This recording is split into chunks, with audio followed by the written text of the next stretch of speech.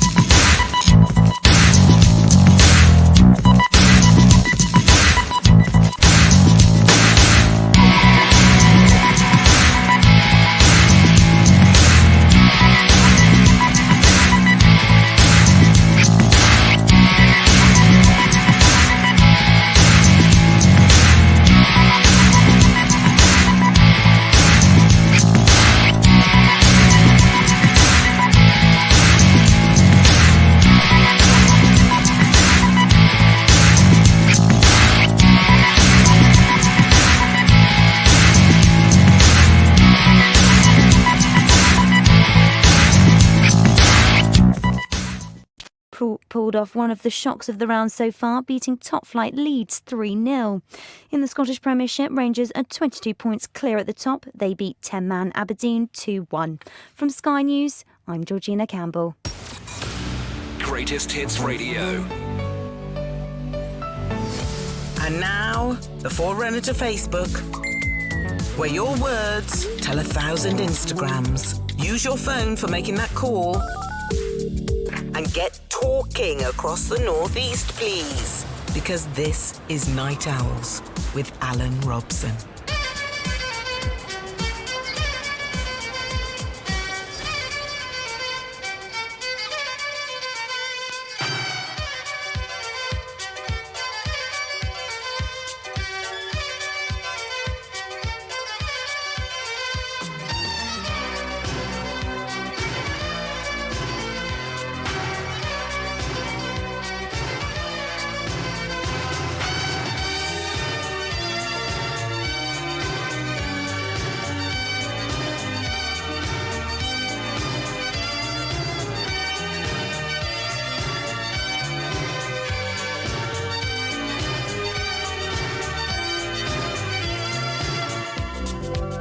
Hello everybody, welcome to the Night Owls programme. Alan Robson with you, of course.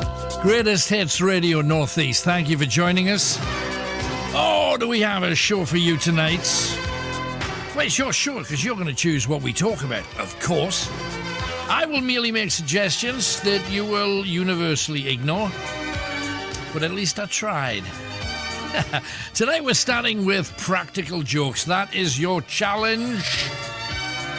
Have you ever carried out a really corking practical joke? What was it? Some of you have already told me those kind of tales. If she could meet quitting a shoe, she would. Yeah. I used to go up and say, not because I liked her, she didn't like me. I do. And I was only must have been about 6, because my grandma was like, every time you went to my house, she'd just stick her hand straight in, all sweets, and got revenge. What did you do? You know, the joke shop used to be by my gates.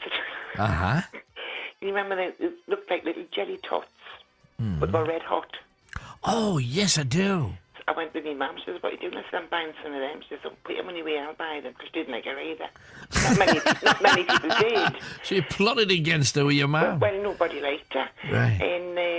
And I walked in the back door and hello. And she was straight in, you know, a handful. Yeah. Straight in her mouth. Good. Fantastic. A nasty grandma got a red hot treat. As for me, probably my favourite. There was an ex-mother-in-law that I really didn't get on with. And at Christmas, I knew I was going to have to buy her something. So I bought her a bottle of laxative wine, although it didn't say on the bottle it was a laxative, but it was really strong.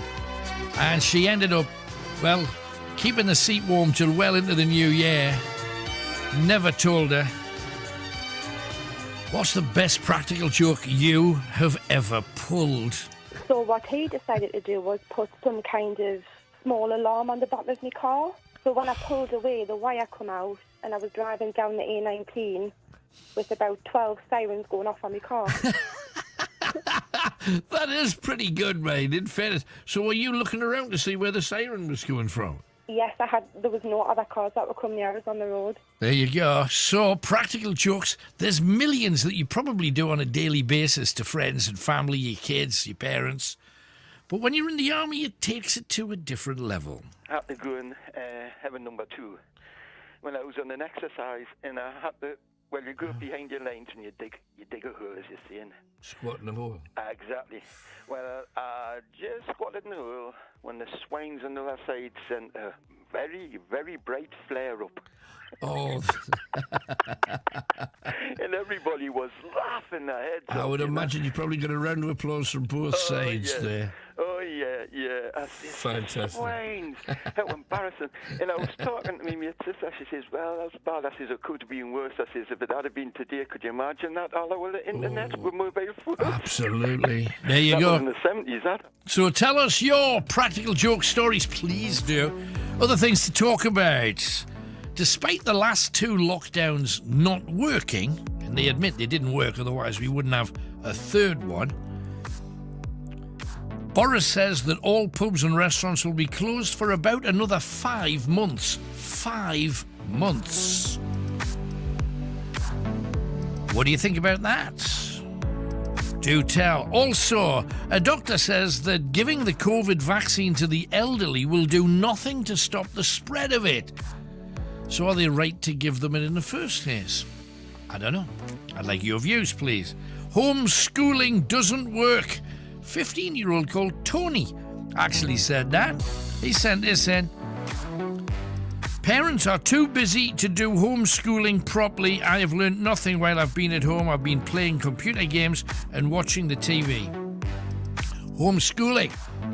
Have you made any kind of progress in that regard? Give me a call.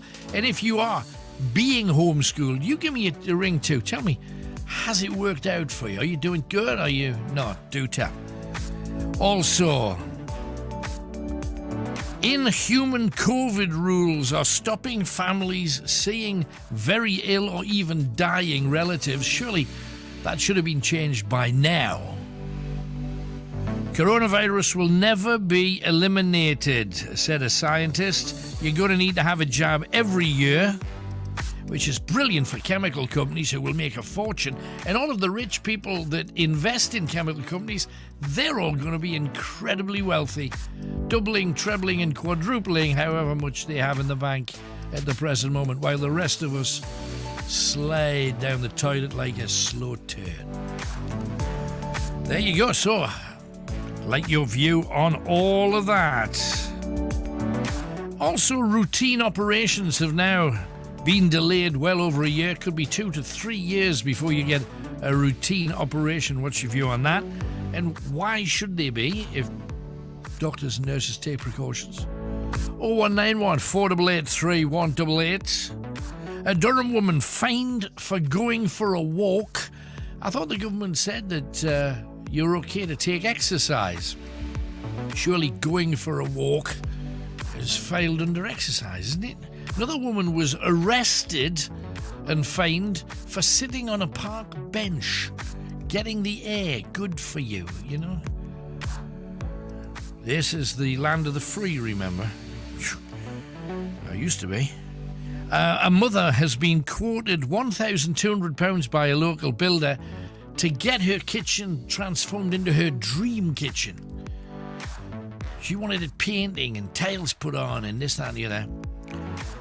When she heard £1,200, she went out, got some tiles, got some grout, got some paint, did it herself, 60 quid for a dream kitchen. How good have you been with your DIY? Blimey, it's not like you haven't got enough time. We should all have show homes by now, shouldn't we? And a taxi driver goes to the press and says he's earned £18 for a full 8-hour shift. He says no one can manage earning that kind of money. And a boyfriend bullied his girlfriend and said he would leave her if she ever used a tampon. Men have got to leave women alone in that department and just leave it up to them. It's their bodies, for heaven's sake. What right was any man got to interfere in said things? Donald Trump commits treason this week. If you want to talk about him, dip your bread. It's treason. He caused people to die storming a building he asked them to storm. If he'd been a citizen, he'd be in prison now. What's your view on it all? Love that clip in the news of Schwarzenegger as well. Trump will hate that. Chris Whitty, the government health spokesman, says the UK is in the most dangerous situation ever. Now, personally, those of you who lived through World War II would probably disagree with that, I'm guessing. Impeach Trump so he can never run for president again? Is that what should be happening round about now? Nurseries for small children are to close, even though the experts say that little ones are almost 100% safe. But they can carry, you see. Ooh. New laws say that all international travellers will have to show a negative test within 3 days of travelling, which means if you've bought your tickets, then you get a test and you find you're positive, you lose all your money. Who is going to travel under those circumstances?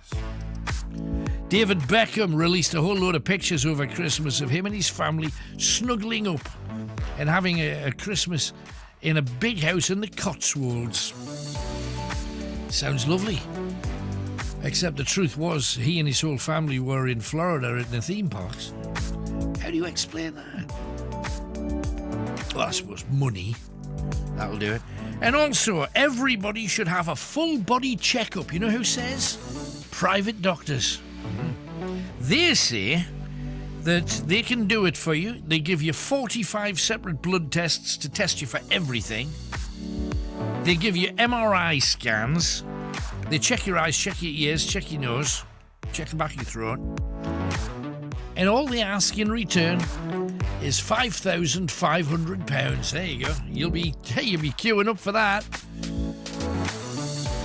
Even they seem to be struggling. I hope you're not. Pick up your telephone, give us a call. We are Greatest Hits Radio Northeast. It's the Night Owls. Alan Robson with you. We want those pranks. Get them in. Piece of music, then we are talking to you.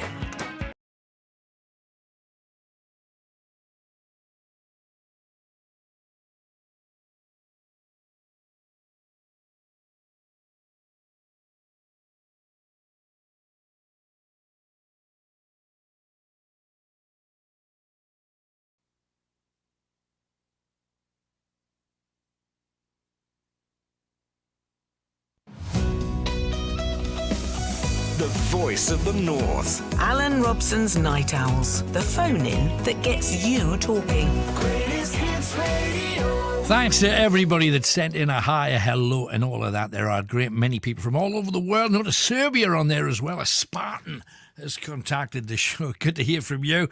And keep them coming, please. Don't forget, there is a competition for a mug. We have more links for you to find, but because everybody's poorly, we've decided to call it a dose of linksters. That's what we're looking for tonight, a dose of linksters. And see if you can work out a link between 4 clues. And I think you will easily work this one out, if you're a genius. Right, let's go to Annan, where we find Lewis. Lewis lurking in the dark. Let's have a chat with him. Hi, Lewis. Hi, lurking in the dark, and belated Happy New Year. Happy New Year to you too. So what's happening in your world then, Lewis? What do you want to talk about? Well, I suppose there's the dreaded COVID. Just briefly, I remember last week you talked about movies. Yeah. One of the worst films I've ever seen, and it is actually on you find it online under list of films considered the worst. All right. Battlefield Earth. Absolutely dreadful. Which one? John Travolta, Battlefield Earth. Oh, yeah, I've seen it. Oh, blimey. Forrest Whitaker, and yeah. You just dreadful. don't know what the hell's going on from one minute to the next, and it's not exciting. It's not interesting. And you would have thought, Battlefield Earth. Come on, that's our kind of film, blowing stuff up. But no, it's not good at all. The name makes it sound really interesting, and then you actually watch it, and it's like, what on earth is this? It's not on Earth. That's the thing. It's not on Earth. It was an absolute. I remember what was it? A guy, one of these critics, Roger Ebert, said that it would be the punchline for decades to come. It would be the punchline of jokes about bad movies. Yeah. I mean, so it was dreadful. Have you had a chance to see the new Wonder Woman film yet, called 1984? Not yet. I was really surprised. It's like, because I used to get the DC comics and the Marvel comics and all this. I was into all that superhero stuff when I was a kid, and I can never remember a Wonder Woman comic where there was a lot of slushy, lovey-dovey, I'm in love, and I never remember any of that. I just remember her catching bad people, essentially. And it's a long film. It gets a bit slushy. There's a few nice bits in it, but that was it.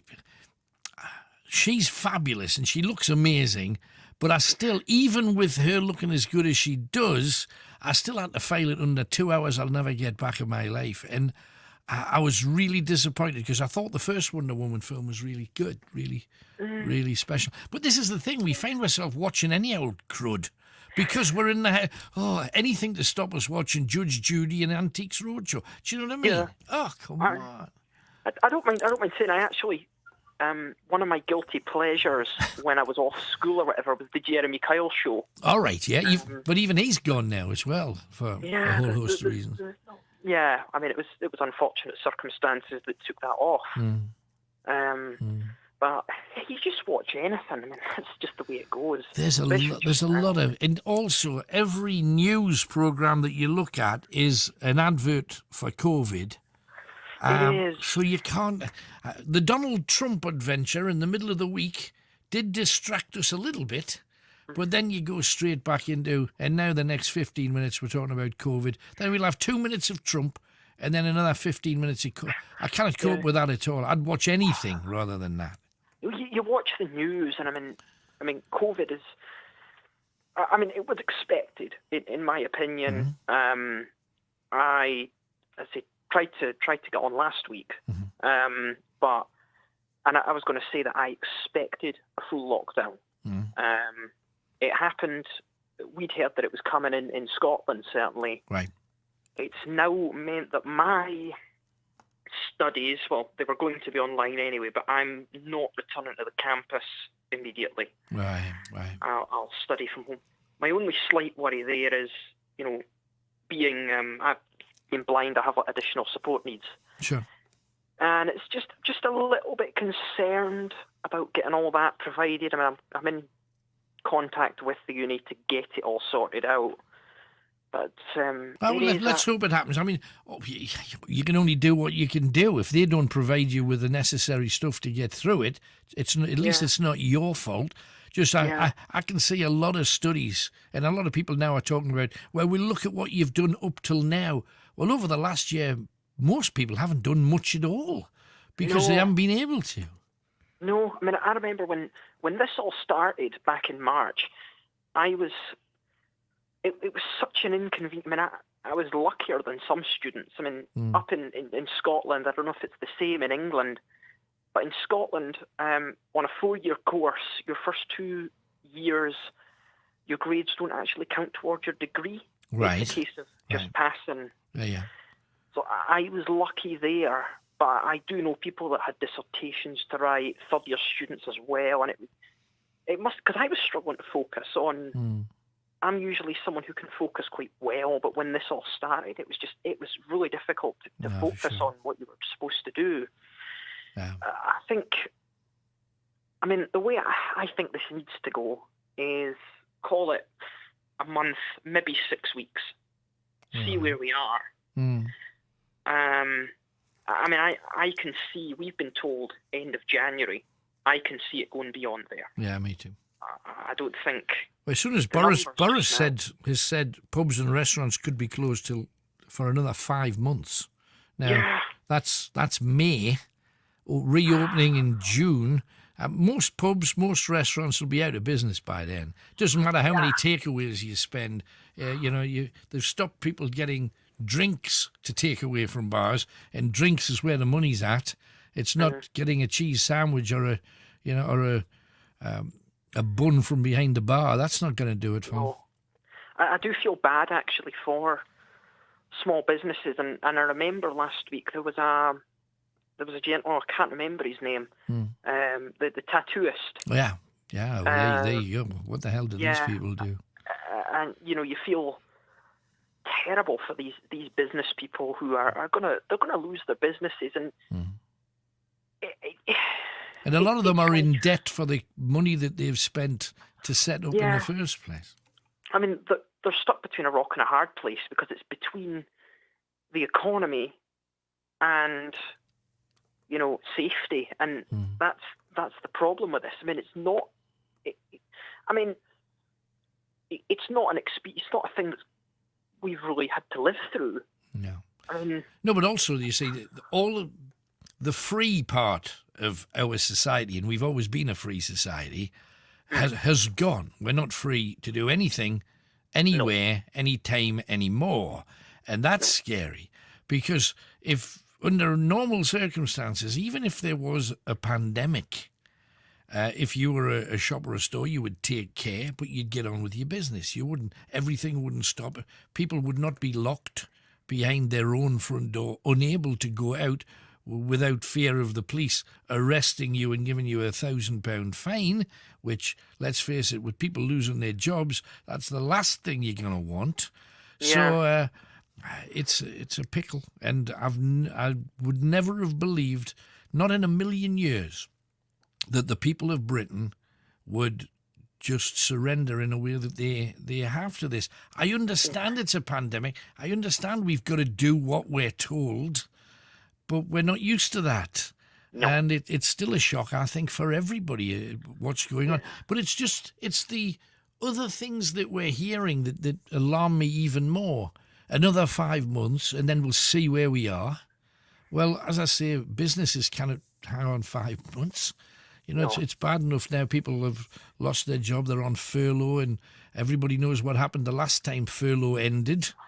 The vast majority of people didn't get a job to go back to because, well, we've managed to live without you for 9 months. I suppose we could cope without you full time now, so goodbye. It is difficult. Scary times. But hey, always good to hear from you, Lewis. Thank you for coming on. Speak to you soon. Thank you. You take care. Good luck with the studies. I hope you manage to work it out. Tough, isn't it? Especially if you have a special need such as he does. He needs special customised care, and people are not in work to do it, and a lot of people are working from home. How possible would that be? Okay, we have Gary, who's in Wallsend. Let's head over and see him. Hi, Gary. You all right? Yes, good, mate. Thanks for coming on. What you got for me? Well, you wanted some ideas for haunted places, didn't you? Yeah, we're planning to do a whole batch of live stuff soon, so... Well, I sent you something through Messenger, which was taken by just a normal Nokia phone, but I've got the Boston Gliderdrome, which is quite active. Right. Boston, there's big acts there, big, like Dusty Springfield, Elton John, Tina Turner played there. Right. Stevie Wonder, Slade, all between November 1964, April 73. Seen figures in it, and there was a poppy box chucked about, which I think was a little bit disrespected at the time. Right. You know how you go in groups of four and all that, and you do your things. You know what I mean? There's anybody there and all that. Yeah. This is in the Starlight Lounge. One of the lads, you just say you sort of become vacant. You know what I mean? And withdrawn wouldn't sting anyway. He had to be taken out. But what it was, one of the mediums turned around and says, she didn't like him. Yeah, that's just one of them. That was quite spooky, actually. Right. Yeah. It's worth thinking about, because, as I say, we're going to be out and about soon, doing a lot more live, just hit and runs. So thank you very much for that. I mean, is that the most vivid thing that you've been aware of, or have you seen something really sharp and tight and vivid? Well, at Albemarle, I've seen three ghosts pass through us in the billet. Yeah. Give the Scottish, they were searching like the ground with their swords. I remember that one, but they laughed at us when I tell them.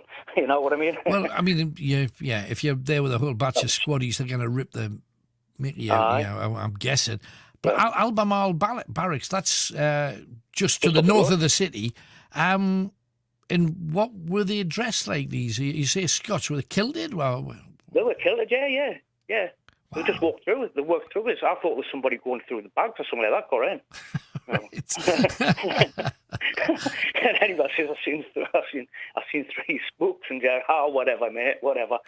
That's well, because I mean, you got to remember that and I don't know how relatively modern these Scots were. You mentioned prodding the ground with swords, so I'm guessing it's a while back. They attacked the north of England and went through Newcastle like a dose of salts, and Wallace came down and had a poke at everybody here as well. So it's not to say that it's not possible. Wow. Yeah. Also, Lincoln Castle. Mm-hmm. I went there just to see the Magna Carta and all that, with the wife, and I went to the courtroom. Oh, that was horrible. That was a really horrible feeling, that was. Really. Right, okay, well, that's interesting. Yeah. Right. Yeah, the court, because they might have just pinched a spud or something like that and then be in jail, but they weren't allowed to see anybody. They were closed in. Right. Everyone was closed in. So when in the court, it was like all closed in. You couldn't see your cellmate or anything like that. You looked at the front.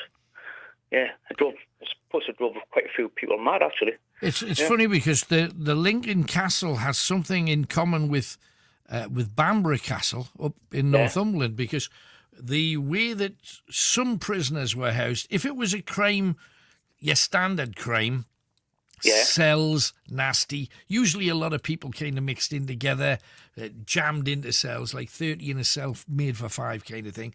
However, Lincoln and Bamborough have little tiny box cells. They're almost the size of, the little metal kennels that you get in the house to keep your dog in. Yeah. The little metal things. They were roughly the same size, but what they used to do was, and obviously made of stronger stuff than you'd have for a pet, they'd put a prisoner in all bent over, and they'd leave him there for like 3 years, so when he came out, he couldn't straighten up again because his spine had fused, so you had to waddle around the ground like a crab, which is, for the rest of your life, is a horrific damn prospect. And they did this on purpose. They knew that that's what would happen even back then. They were creating a whole society of crippled ex-prisoners kind of thing. So they'll never work again, but they'll also never commit a crime again, was the way that they look. Like you can justify. You've stolen a loaf of bread and you happen to say you hated the king, so in the box you go, hell's teeth. Yeah, all right. Terrifying. Anything else while you're on then, Gary? Yeah, that's it really. Top. Yeah. Thank you very much for your suggestions. And, by the way, your book's brilliant. Topper. I'm glad you enjoyed it. Thanks a lot, mate. Right, thanks a lot. Thanks again. Bye-bye. Oh, that's nice of him. 01914883188. Pranks. We haven't had a single call about pranks. I want one. Oh, we got one. Dawn is in Washington. Hello, Dawn. Hello, Alan. Hello, you. Oh, I worked at the Royal Ordnance Factory in Burton. The ROF, I know it very well, yeah. Yes, I was a wages clerk in a department I can't tell you about because it was obviously top secret. Official secret. I get it. The Russians are listening. I don't think the Russians care anymore. Donald Trump's probably already told the Russians everything. But okay, you can't tell me. But you were in this department, so what was your practical joke then, your prank? Well, we practiced quite a few practical jokes. One of them was, because we used to get telephone calls for foremen that worked on the shop floor, we left a message for one foreman telling him that Mr. S.T. Bernard wanted him to call him. Right. I mean, they had calls from all sorts of reps and, people selling stuff. Yeah, right. Exactly. Yeah. So he kept trying to ring this number. And I'll give the people the due. They played him along. Right. Oh, I'm sorry, he's in the meeting. Right. Sorry, he's not here today. Right. We gave him the number for the cat and dog shelter at Newcastle. Another one was we found a number for a lesbian protection line. What? You mean like the Cat Protection League? There's a Lesbian Protection League as well. Yeah, I didn't know. yeah. Do they go out in nets picking up stray lesbians? I mean... This was a long time ago, Alan. Right, okay. And we used to give the lads on the shop floor a number and say, oh, this person's wrong here, this lady's wrong here, you need to ring her back. Right.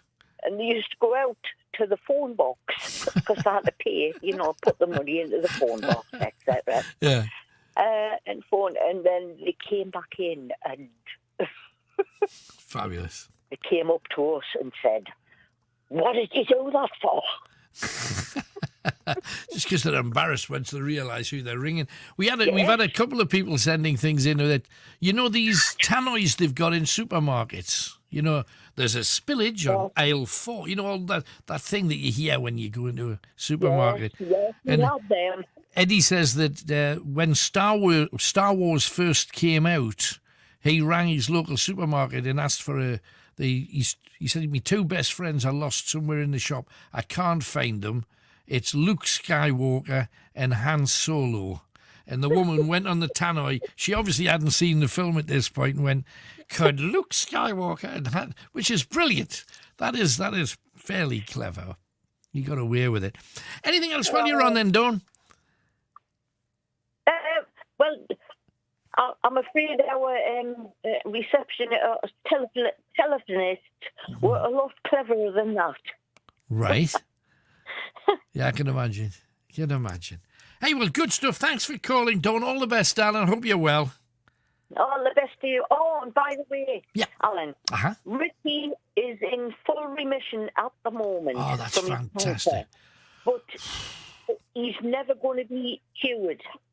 Right. Hey, but if he stays where he is in remission, that's a good place to be, because that's not getting worse. It's not getting better, but it's not getting worse, and that's amazing. Hey, lots of love to you both.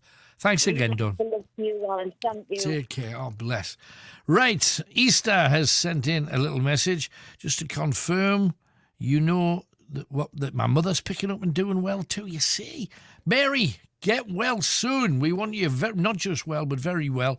And also, David says, my favourite practical joke was when I woke up one day in early March last year and I was told by the government there's a virus so deadly that I can go into a shop to buy food, but I can't take the food I've bought to my mate's house in case we catch it. Quality humour, says David. There you go. Is it all a prank? Will we ever find out? Alicia is next. Hi, Alicia. Hiya, how are you? I'm very well. Ringing in about a topic that I raised a bit earlier about homeschooling. Yes. So, my first week back at school, well, not school, but homeschooling. Yeah. It's going all right so far. I definitely think that more sort of support should be in place. I mean, do your parents actually have time? I mean, I don't know whether they're furloughed. I don't know whether they're working. What's their situation? Well, I do school. They don't homeschool me. I do it online via Google online on Google and stuff. So yeah, but that means you've got to discipline yourself. I mean, are you doing everything they're telling you, or are you kind of skipping a bit? Yeah, I've created a timetable thing. Oh wow, right. So I can not spend all of my life doing schoolwork, and I can split my day off. Yeah, I don't really want to spend all my day doing schoolwork, but yeah, I've learned to split my time off. Right. And I'm not doing too much. I'm only doing, I think it's 3 hours a day or something. Right. That's if you're doing it properly, 3 hours a day, that's still a chunk of time. Respect. Yeah, well done. Yeah. Is it going well? Can you learn as much doing it yourself, or do you not need somebody standing behind you slapping you on the back of the head when you do bad things? I think it's more good sort of being at home, I suppose, for obviously to do it independently. But I definitely think that I do learn more if I'm by myself, if that makes sense. Right. But I definitely think that obviously it would be easier in some formats if, I was at school. I think the thing you're missing, though, is I was no huge fan of school, but I loved being there with my mates and somebody cracking a joke and the whole class erupting and the things that you did in between the lessons, all of that, learning how to talk to people. I went to an all-boys school, so talking to a girl, you were red as a beetroot at the thought of even saying, hello, never spoken to one of these alien creatures before. Yeah. What'll they do? So, I mean, even just being in a school, interacting with people is a social skill that you need for the rest of your life. Yeah, well, I think obviously at school, I'm in a tight friendship circle anyway, so Good. I only speak to about 5 people at the most. Right. And it's one thing talking to them all online and stuff, but obviously, yeah, you do miss that human sort of interaction. Yeah. But yeah, it is going okay, but I think what's worse is when they're saying that we might get back in school latest on the 22nd of February, But, you know, I mean, it's like compared to the last lockdown when we were off for like 6 months. It's like the bad thing about being off school is like the anxiety of going back, if that makes sense. Because blimey. You haven't been there for such long, it just, you know, it's really surreal and it's crazy. It's funny, and I don't know whether you've ever felt like this, Alicia, but when I was a kid, younger than you, I can remember from the age of about 8, 9, 10, 11 and 12, by the time it got to Saturday night, I was beginning to think, I've only got one more day off and I've got to go back. And then on Sunday night, my whole night was ruined because I'm thinking, tomorrow I'm back at school, And I suffered anxiety, and I went every week. I can't imagine what it would be like to be as hit and miss as it has been, and you're off for 6 months, and then you've got to try and pick up some semblance of order and make sense of it all. Yeah, I absolutely have no idea how you've managed. Well, when I went back to school after 6 months, it was so, like, weird. And obviously, I was stressing personally because I'm a massive, massive overthinker. So, you know, I was stressing, like, all of the work that they'd set me during lockdown. I'd done most of it, but not all of it because, you know, we didn't know how long we were going to be off. Right, and sure. The amount of work they sent was extreme. So I was thinking in my head, you know, maybe they're going to shout at me because I haven't done, you know, all of it and stuff. So I definitely think, you know, getting back into a routine and stuff, it is hard, you know. But I think the good thing about it is, though, we've done it once before. So we can sort of, you know, we have some means. You know, we do know in a sense, you know, what's coming next. Okay, well, I wish the rest of us did. What if, and don't think this is not the stupidest thing. I know a lot of people are going to say, well, that'll never happen. But a lot of people said that none of this would ever happen either. Of course, yeah. What if this is what school becomes and you don't need a building anymore and everybody goes to school online? That is probably a frightful thing, a thought, you know, because I am planning to go to sixth form. Obviously, it might never happen. It might happen. I don't know. But I think if school was to happen online permanently, there definitely has to be more support, because my school, I'm doing like my first online lesson, this week.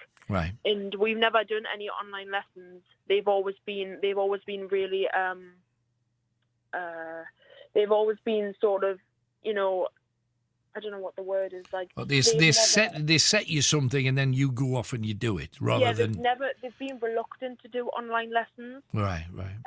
So obviously the first online lesson, which I don't know how it's going to go. I hope it goes well, but I'm just waiting to see how it all pans out. And really.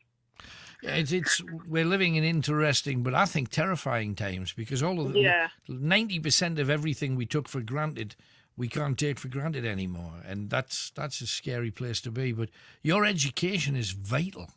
Of course, it is. Not just for us, and for you, obviously for yourself, but for the rest of society. We need you guys to come out of schools and colleges bright, sparky, and hopefully making damn sure we're never in this kind of situation ever again.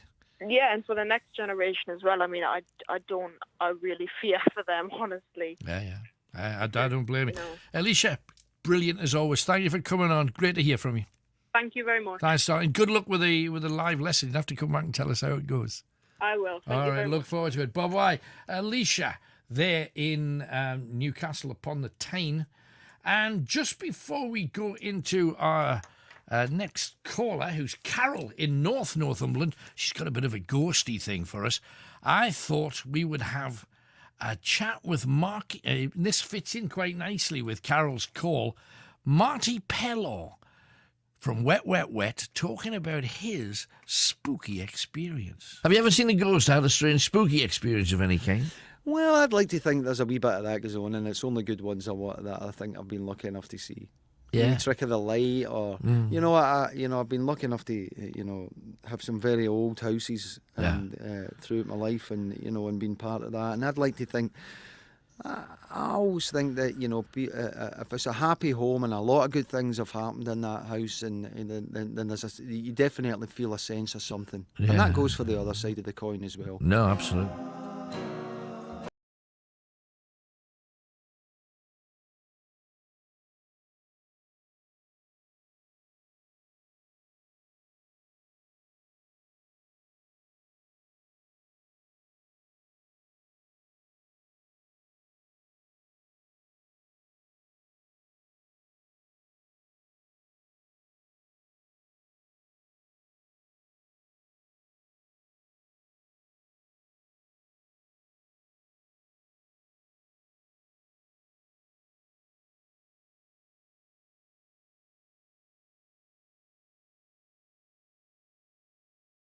In Barking in East London, 1 in 16 people are infected. A majority of people are staying at home, but because we're more deprived and things like that, then people do need to come out, and then they're worried about where they're going to get their next shopping from. It would be good if we get a vaccination soon. I'm pretty safe. I'm not worried. I'm sort of worried for people who don't care. Meanwhile, every adult will be offered a coronavirus jab by the autumn. Tomorrow, 7 vaccination centres will open around England as the government steps up its vaccine rollout. Another 563 people have died in the UK after testing positive for coronavirus, although numbers reported over the weekend tend to be lower. A man's died after car thieves took his Mercedes and knocked him down as he delivered a takeaway meal in Stockport on Friday. A 14-year-old boy has been arrested on suspicion of robbery. Spain's army is helping to clear snow from outside hospitals in Madrid after storms left at least 4 people dead. Many roads are still impassable in the capital. Football, Tottenham have eased into the last 32 of the FA Cup after beating Marine 5-0 in the biggest mismatch in third-round history. But the Merseysiders hit the bar early in the game. Spurs boss Jose Mourinho's glad that didn't go in and says they delivered a professional performance. The bench that we had, we were ready for everything. We didn't want to be surprised, so it was an isolated situation, but I have to admit that if they score 1-0, would bring even more emotion to the game. League Two Crawley pulled off a surprise 3-0 victory over Leeds, while Brighton needed penalties to see off Newport. And Rangers' 2-1 win at 10-man Aberdeen leave them 22 points clear at the top of the Scottish Premiership. From Sky. Okay, Alan Robson's Night Owls. Pick up your telephone. Let's get busy. And I'm going to give you the first of our dose of linksters. This name will change and get even worse. But it's links, essentially. Going to give you 4 clues. Each clue will give you a word or a phrase. You've got to tell me what links those 4 things together. The first clue is this. A greatest hit movie starring John Travolta and Olivia Newton-John. Okay, a greatest hit movie starring John Travolta and Olivia Newton-John. That's your first clue. Then you've got to work out what the link is between the 4 separate links that we give you, the answers, the 4 answers. See if you can do it. Let us talk to Carol in Northumberland. Hi, Carol. Hello, darling. Oh, hang on, you sound like a million miles away. Let's see if I can get you any closer. Hopefully that should be it. Hi, Carol. Hiya. Oh, there you go. I can hear you nice and loud now. Right, what you got for us, darling? No, I was just listening to your programme and, a thing about ghosts. Yeah. I work in an old folks' home. Uh-huh. Up in the Northumberland coast. Right. And I've even caught things on footage on the CCTV, on the corridors and things. Wow. Like what? We've got doors banging, opening and shutting, orbs, honest to God, all sorts of things. And when the staff are in during the day, you can hear walking sticks, Zimmer frames, people sneezing. It's weird. Even though you know there's nobody in that room, you can hear There's them nobody sneezing. there. So, Nobody there. Blimey, what a place to be. Because people traditionally in care homes, especially if you're staff late at night, it's essentially listening out for anything that you shouldn't be hearing at that time of night. But the one thing you don't want to hear is sick people who aren't there, if you know what I mean. Oh, it's really, honest to God, Wow. I can't describe it to you. And we get loads of activity on the CCTV cameras, and more so when somebody's about to leave us. It's really it's weird. I've had a few conversations with nurses, and they've used a phrase. I'd love to run this one by you, Carol, if you don't mind. Nurses have said to me that at a time when someone passes, or even reasonably soon after someone passes, they can still tell that the spirit's still in the room, and then suddenly they know that it's gone. It's a feeling. It's weird. It's weird. Have you can felt that actually kind of thing? Oh, we get a build up. We're not a massive place. We get a build up to when someone's about to go. So you can feel the energy changing? There's a build up of activity on the cameras, with the noises and the activity around the building. It's really, really strange. Is this, I know that's kind of like a long shot I'm throwing out there, but do you think that this is people across the other side of the curtain are getting ready for someone new to pass into that realm? Is that kind of what you think's happening, or what do you think's going on? I don't know, because it's so, you can go months and months and everything's going swimmingly. It's wonderful. Yeah. And then I'll have a flip through the cameras, a quick look, and then you see the marks on the cameras, the CCTV action. Right. You've got lights going on, you've got lights going off, you've got doors opening.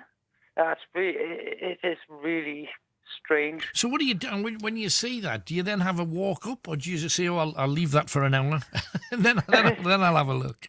No, we don't normally look till the day after. We don't normally. Good advice. It's normally the next day, and you look at what happened last night, and it's really. It's quite. How would you describe it? It's weird. It's weird. Does anybody try and explain it away? I mean, like management or whatever? I am management. Oh, you are? Yeah. Oh, blame me, right. Yes, I do. It's nothing. Right. There was one point where we did have the local vicar in. There was that much activity. Right. And then about 2 weeks later, a lady passed. Well, she didn't. She had a terrible time. She had a stroke and all sorts. Oh, but it was really... the activity on the cameras was unreal.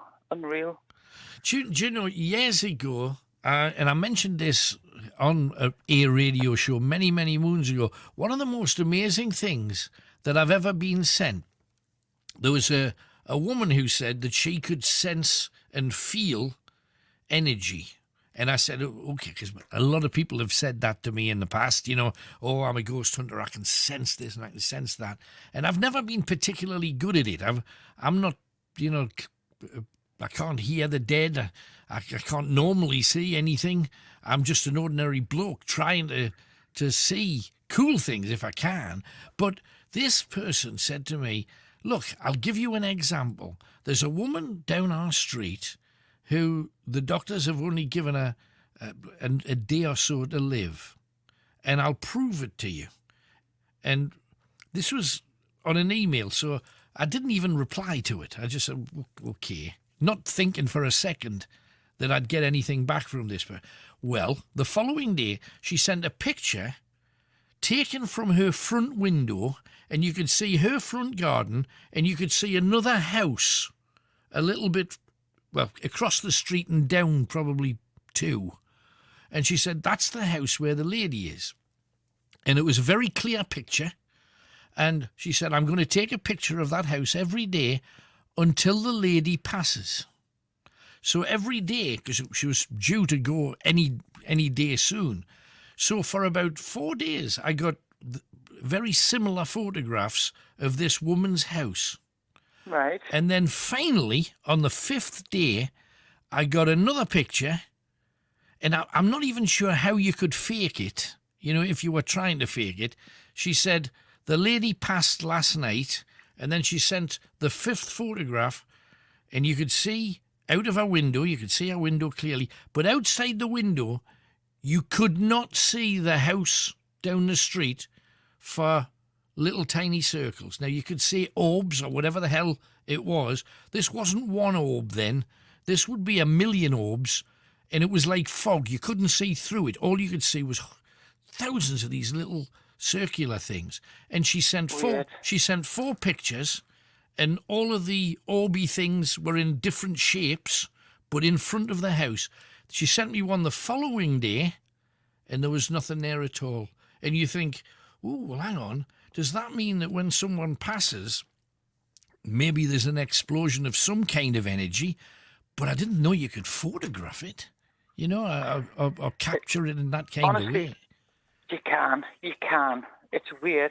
It's the weirdest thing I've ever. And I'm not a great believer. I'll be honest with you. I'm not a great believer, but there's stuff things going in on. kitchens, and I mean, all the stuff would tell anyone. It's really, really strange. Because and it's not frightening. No, but it was stuff like that that started me off looking at Chillingham Castle. And I know I've been there a few times on telly and on radio, but it was the kitchen staff at Chillingham that started my whole fascination with the place, because they used to say they could hear stuff while they were cooking, you know, a noise from the next door room, and there's nobody in there, and you go in, you have a look, and there's nothing there, and what the hell's that? And then they come back in and a barrel's been moved a foot, and you think, but there's nobody been in there, because they'd have to walk past me. How's that moved? And then finally, the kitchen, they'd leave it super tidy for the next day, because they cook for like any visitors to the castle. They've got like a canteen cafe kind of place. And they said then they'd come in the following morning, and there's stuff all over the place being thrown about, and spoons and knives out of drawers, and things tipped over onto work counters. Oh, so we've had stuff like that come off the bench, you know. Right. I mean, in front of us. There you go. There you go. It is weird. I don't know, but you see, fascinating. It's fascinating. I don't really believe, but what the hell else could it be? What can it be? That's the thing. I don't know. Honestly, I don't know. No, but that's the reason that we're all fascinated by this kind of stuff, because there isn't a proper explanation. What the hell's I think causing when you see it, though, when you actually play it back and you see it, it's like, hang on a minute, this is real. Yeah. This is real. We've had people in to check doors and that and say, oh, you know, could it be the wind? We've tried to find every explanation you could possibly find. No, it's not the wind. I mean, I've had the head of fire brigade round to make sure the fire doors are where they should be. Yeah. We've had doors opening that, you know, cannot possibly open on their own. Yeah, and I love the fact that if somebody came up and says, I've just seen a ghost, I'll tell management and they'll calm me down and they'll reassure me. And you're going, oh, I've seen loads of them. No, there was one day I came out of a room, I kid you not, and this sounds ridiculous when you say it out loud, it sounds ridiculous. Uh-huh. There was a little girl dressed, honest to God, I thought, what's she doing in here? And I went and spoke to a resident, and she says, I've had a lovely afternoon, I've been entertained by a little girl. And you're like, oh my God. Wow. Well, it just backs up what you saw. And again, it just asks more questions than we've got answers for. That's the thing. Hey, brilliant stuff. Not very interesting, but hey, it's your experience. We love to hear about it. Hey, it's not just mine; it's the staff as well. I mean, it's not just one person. We're talking to 5, 6 other people here. Brilliant. Totally seen it. Brilliant, absolutely. Hey, but it's great, and it just adds a bit more weight to those people that say, "Oh, there's no such thing," because to hear it from a medical professional, that counts. Carol, thank you very much for calling. Thank you. Good to have you with us. How about that? Care homes. I've heard a lot about nurses, and I remember one nurse telling me that she was in a room with a lady, and she knew that they'd switched the machine off that was keeping her alive, and the nurse knew that she was like setting the spirit free. Her words, not mine. And she said, I stayed there because I knew the spirit was still in the room. And then after about 15 to 20 minutes, suddenly it was gone. And that, the thought of being in a room with someone that you care for, whether it's a resident, whether it's a family member, and to be aware, physically aware that you can feel that, must be an amazing thing. 0191 488 3188. Emma is with us in Blythe. Hi, Emma. Hello, are you all right? Champy thing, thank you very much. What are you talking about tonight? Well, I'd like to let you know about a group that me and a friend have set up. Basically to help anybody who's struggling with depression, any form of being locked up, basically, because of COVID. Right. We all know someone.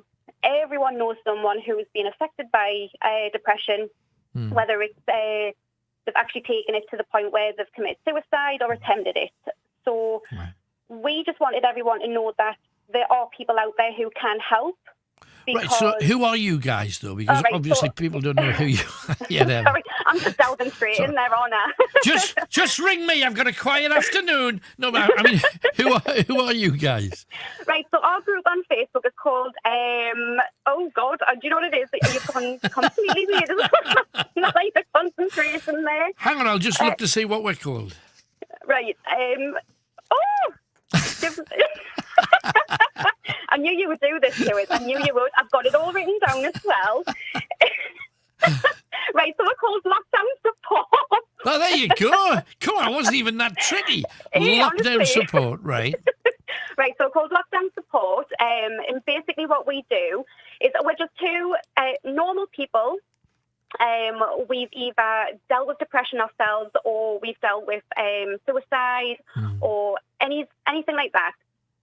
We are here to help anybody who needs the support, the help, basically a pick-me-up.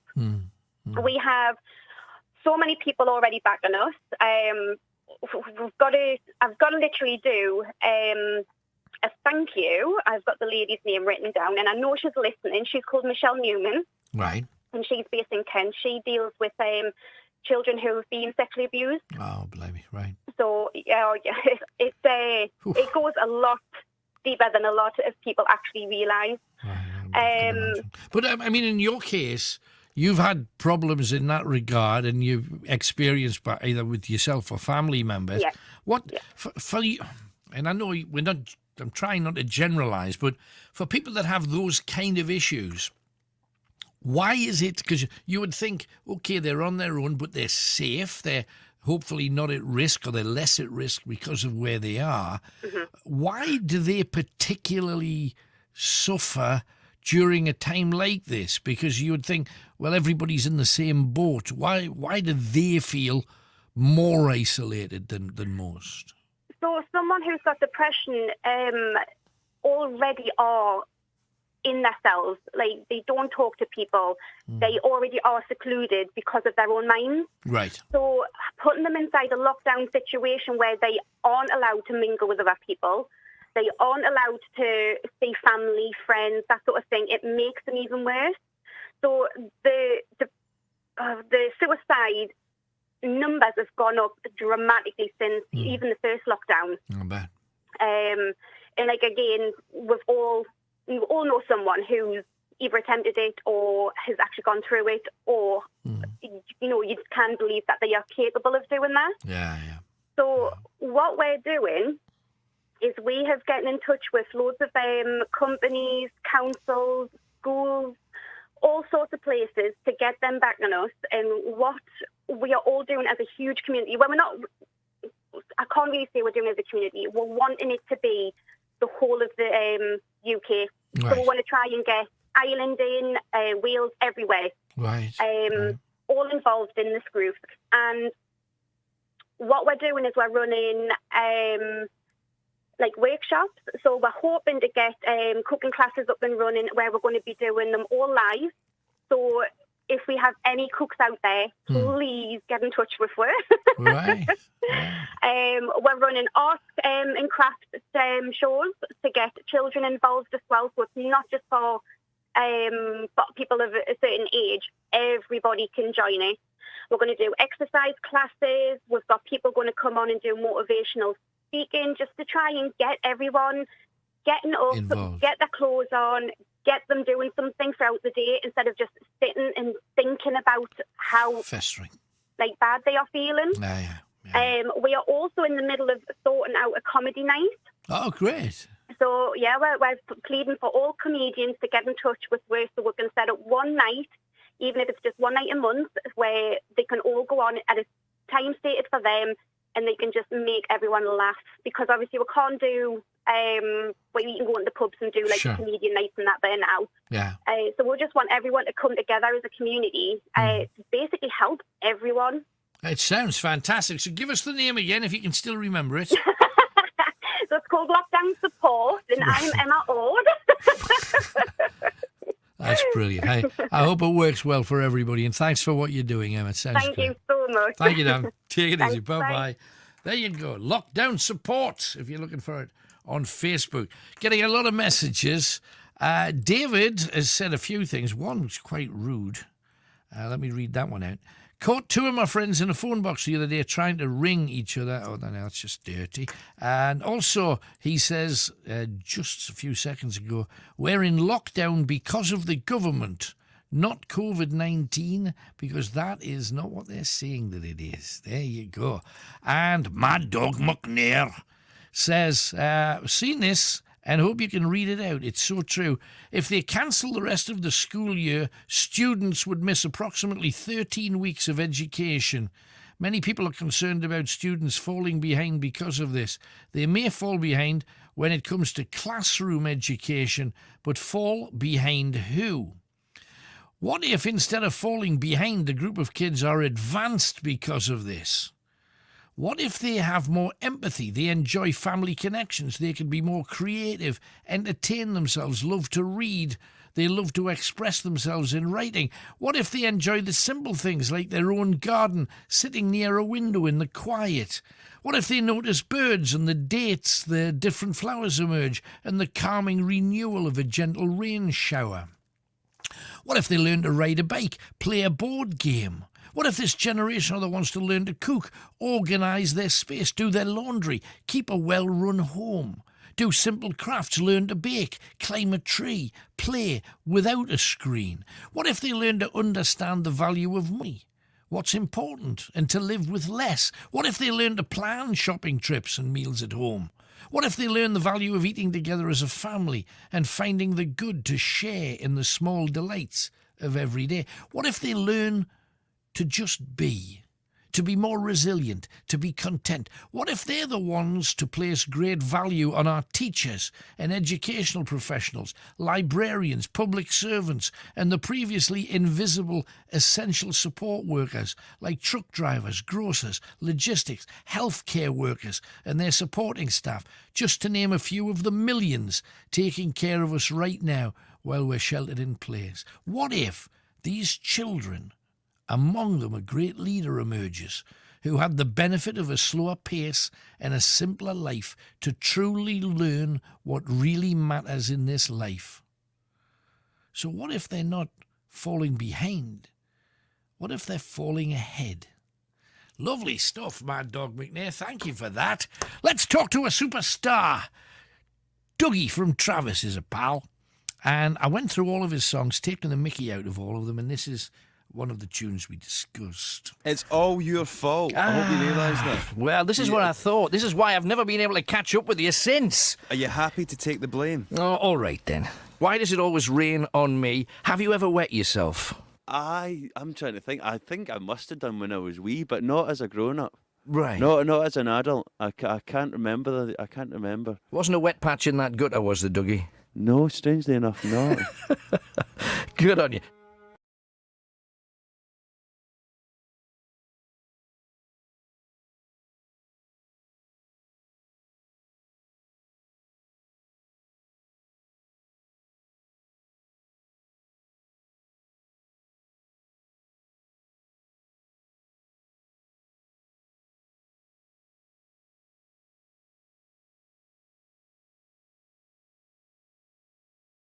Dipton, and then I've got a prank to tell you about. Had a great one in from Trigger, DJ Trigger.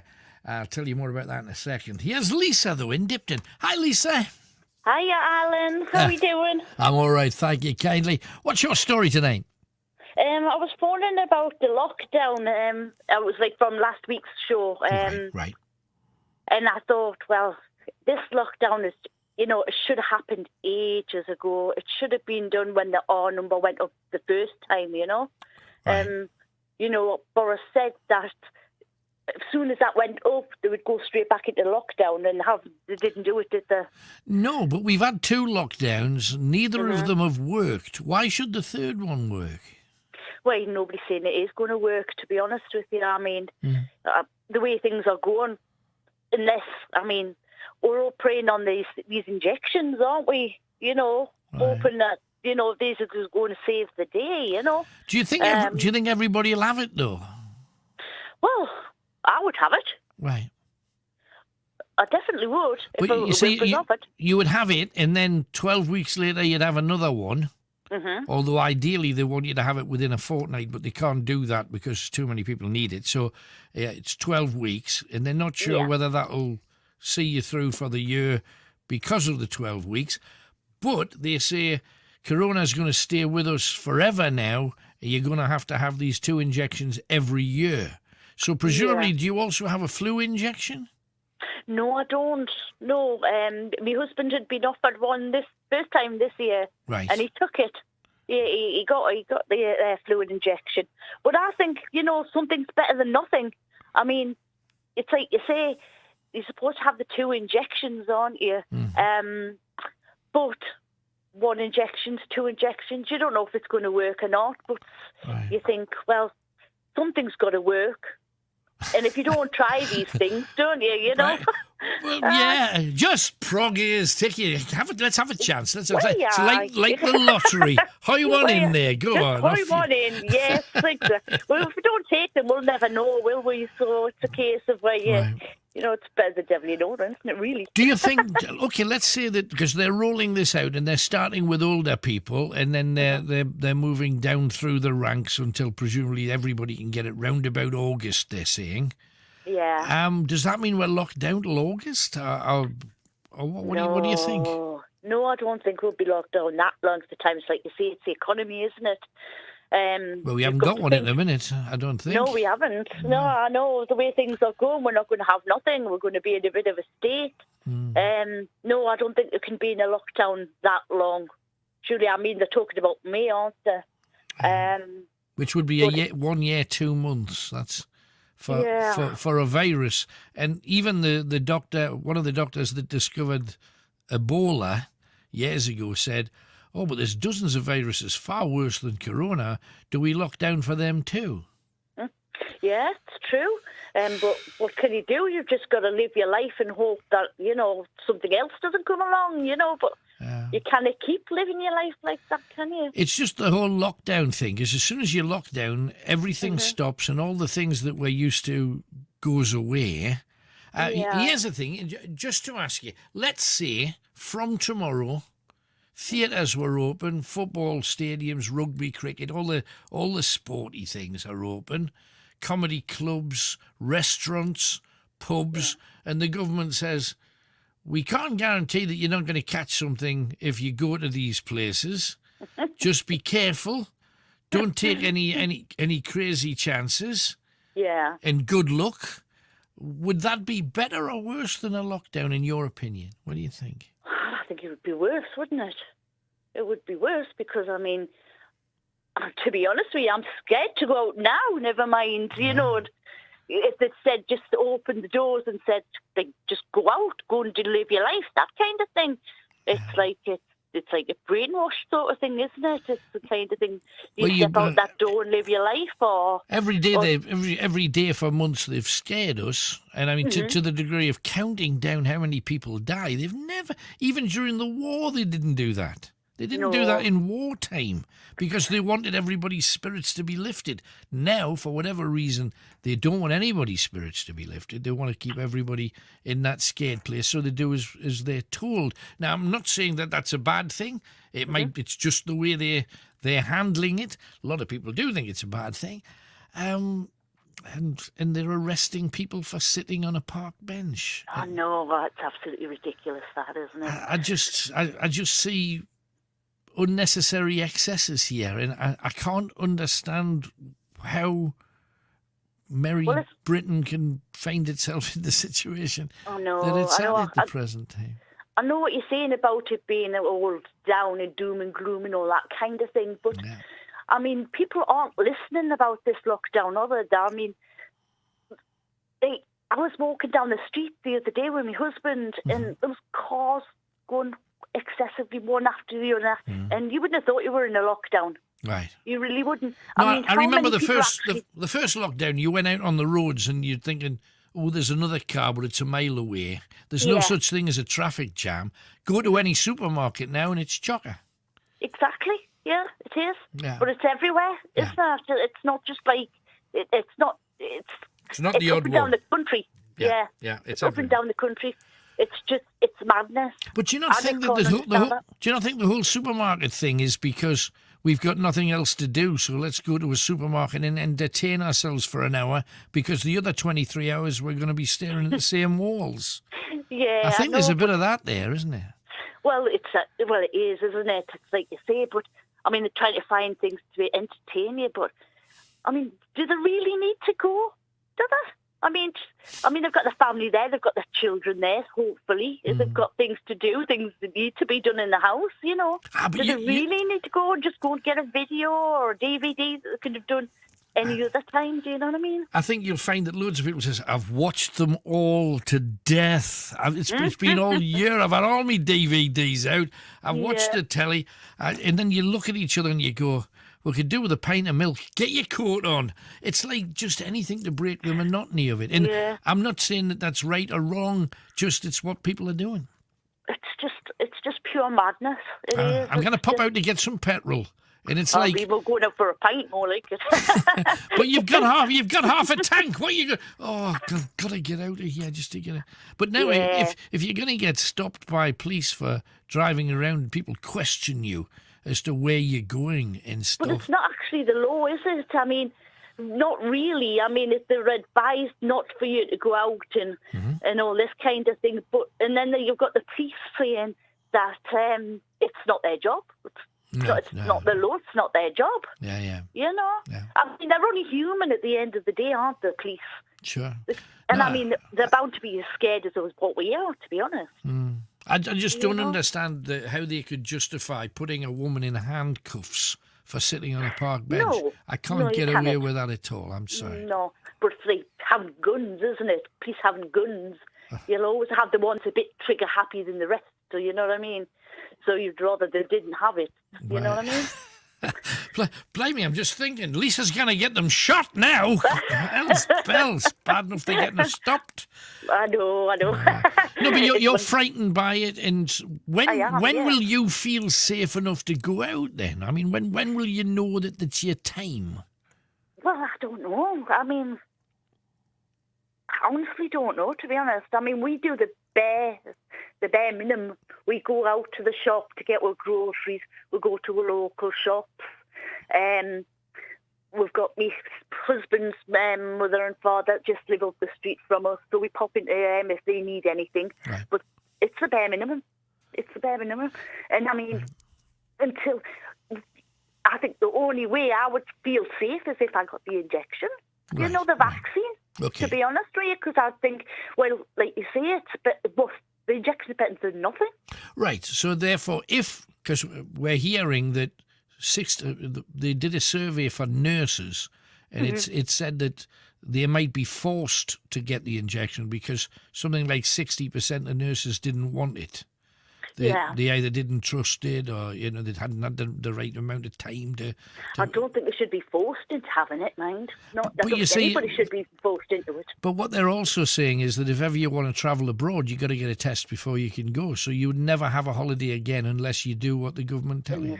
You see, this is all kind of heavy-handed, scary world. This is the kind of stuff you read in books that were on your course syllabus when you were 16.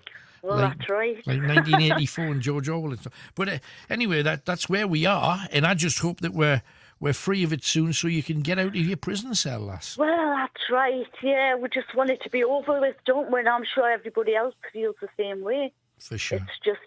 We've just got to bide with time and just hope that, I mean, there's supposed to be a third vaccine supposed to be coming out, isn't there? Well, you see, everywhere you look, there's something that you scratch your head and you say, really? We've searched for any kind of vaccine to help with cancer for years, and we've put billions into it, and we're nowhere near finding it. However, COVID comes up, and there's 3 cures in Britain, there's 4 in the US, there's 5 in Europe. Yeah. How does that happen when we kind of do it with cancer and stuff then? Well, that's right. But we've put they've actually stopped all that, haven't they? All that kind of stuff to try and get these vaccines out there. I mean, it's not just this country, isn't it? It's a lot of countries that are doing this everywhere. So, I mean, they were bound to find one somewhere. It's just lucky it's been the UK. Yeah, but the chances to find like 9 within a few months is what? Yeah, but they haven't been like accepted, have they? Not all. Not all of them. I think there's 5. I think out of the 9 that are now being stuck in people's arms. But hey, I'll let you try it first, Lisa. Then you can ring me up and say I'm all right.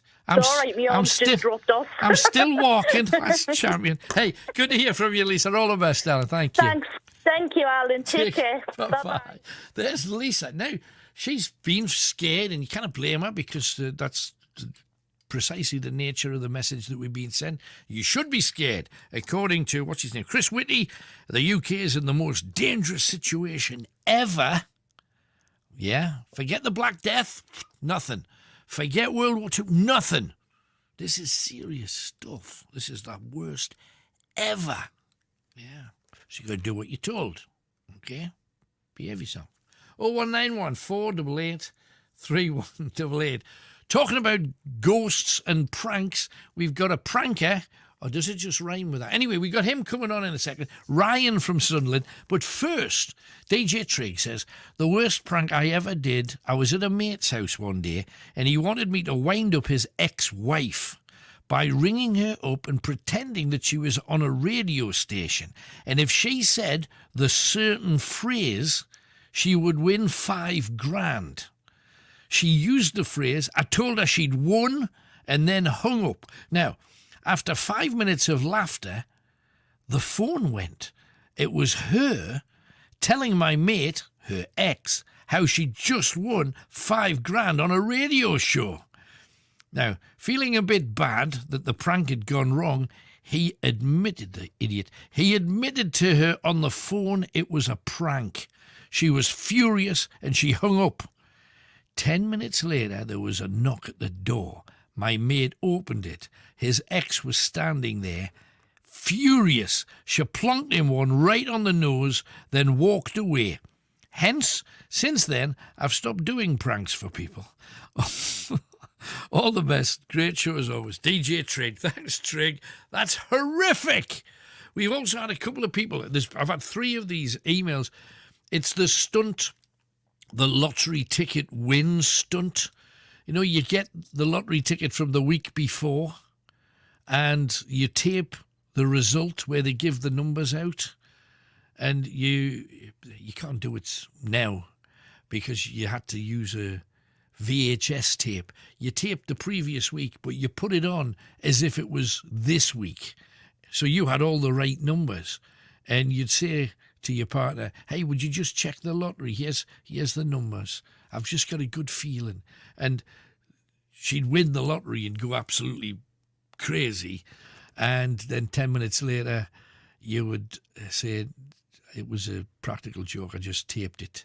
And she would then hit you and put you into intensive care. 0191 488 3188. Ryan is with us from Sunderland. Hello, Ryan. Hello, how are you doing, mate? I'm good. Great to hear from you again. Hope you're well. I'm doing really well. Yeah, it is, mate. That's good. Are you furloughed or are you still grafting? I'm furloughed. I've got colitis, so I'm classed as shielded, and so work's keeping us up for me well-being, apparently. Gotcha. You know, so every day. That's good. Okay, because for the benefit of those people what div not know, you were one of our ghost victims at Crook. Yes, I was. I was one of the ones who didn't believe it.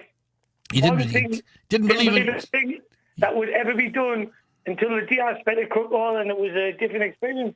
to be truthful. Well, the great thing about it was you came in and literally taken the pee out of the whole thing. Yeah, and, I did. and by about an hour in, you were white as a sheet and thinking, I've just seen this and I've just heard that and I've just... And I said to you, I want to go back that room, didn't I? I want to go back that room. And you went, why would you want to go back there? I went, because I need to realise, I believe it's true, so I need to go back there. Like, and I went there, I told you this was the first.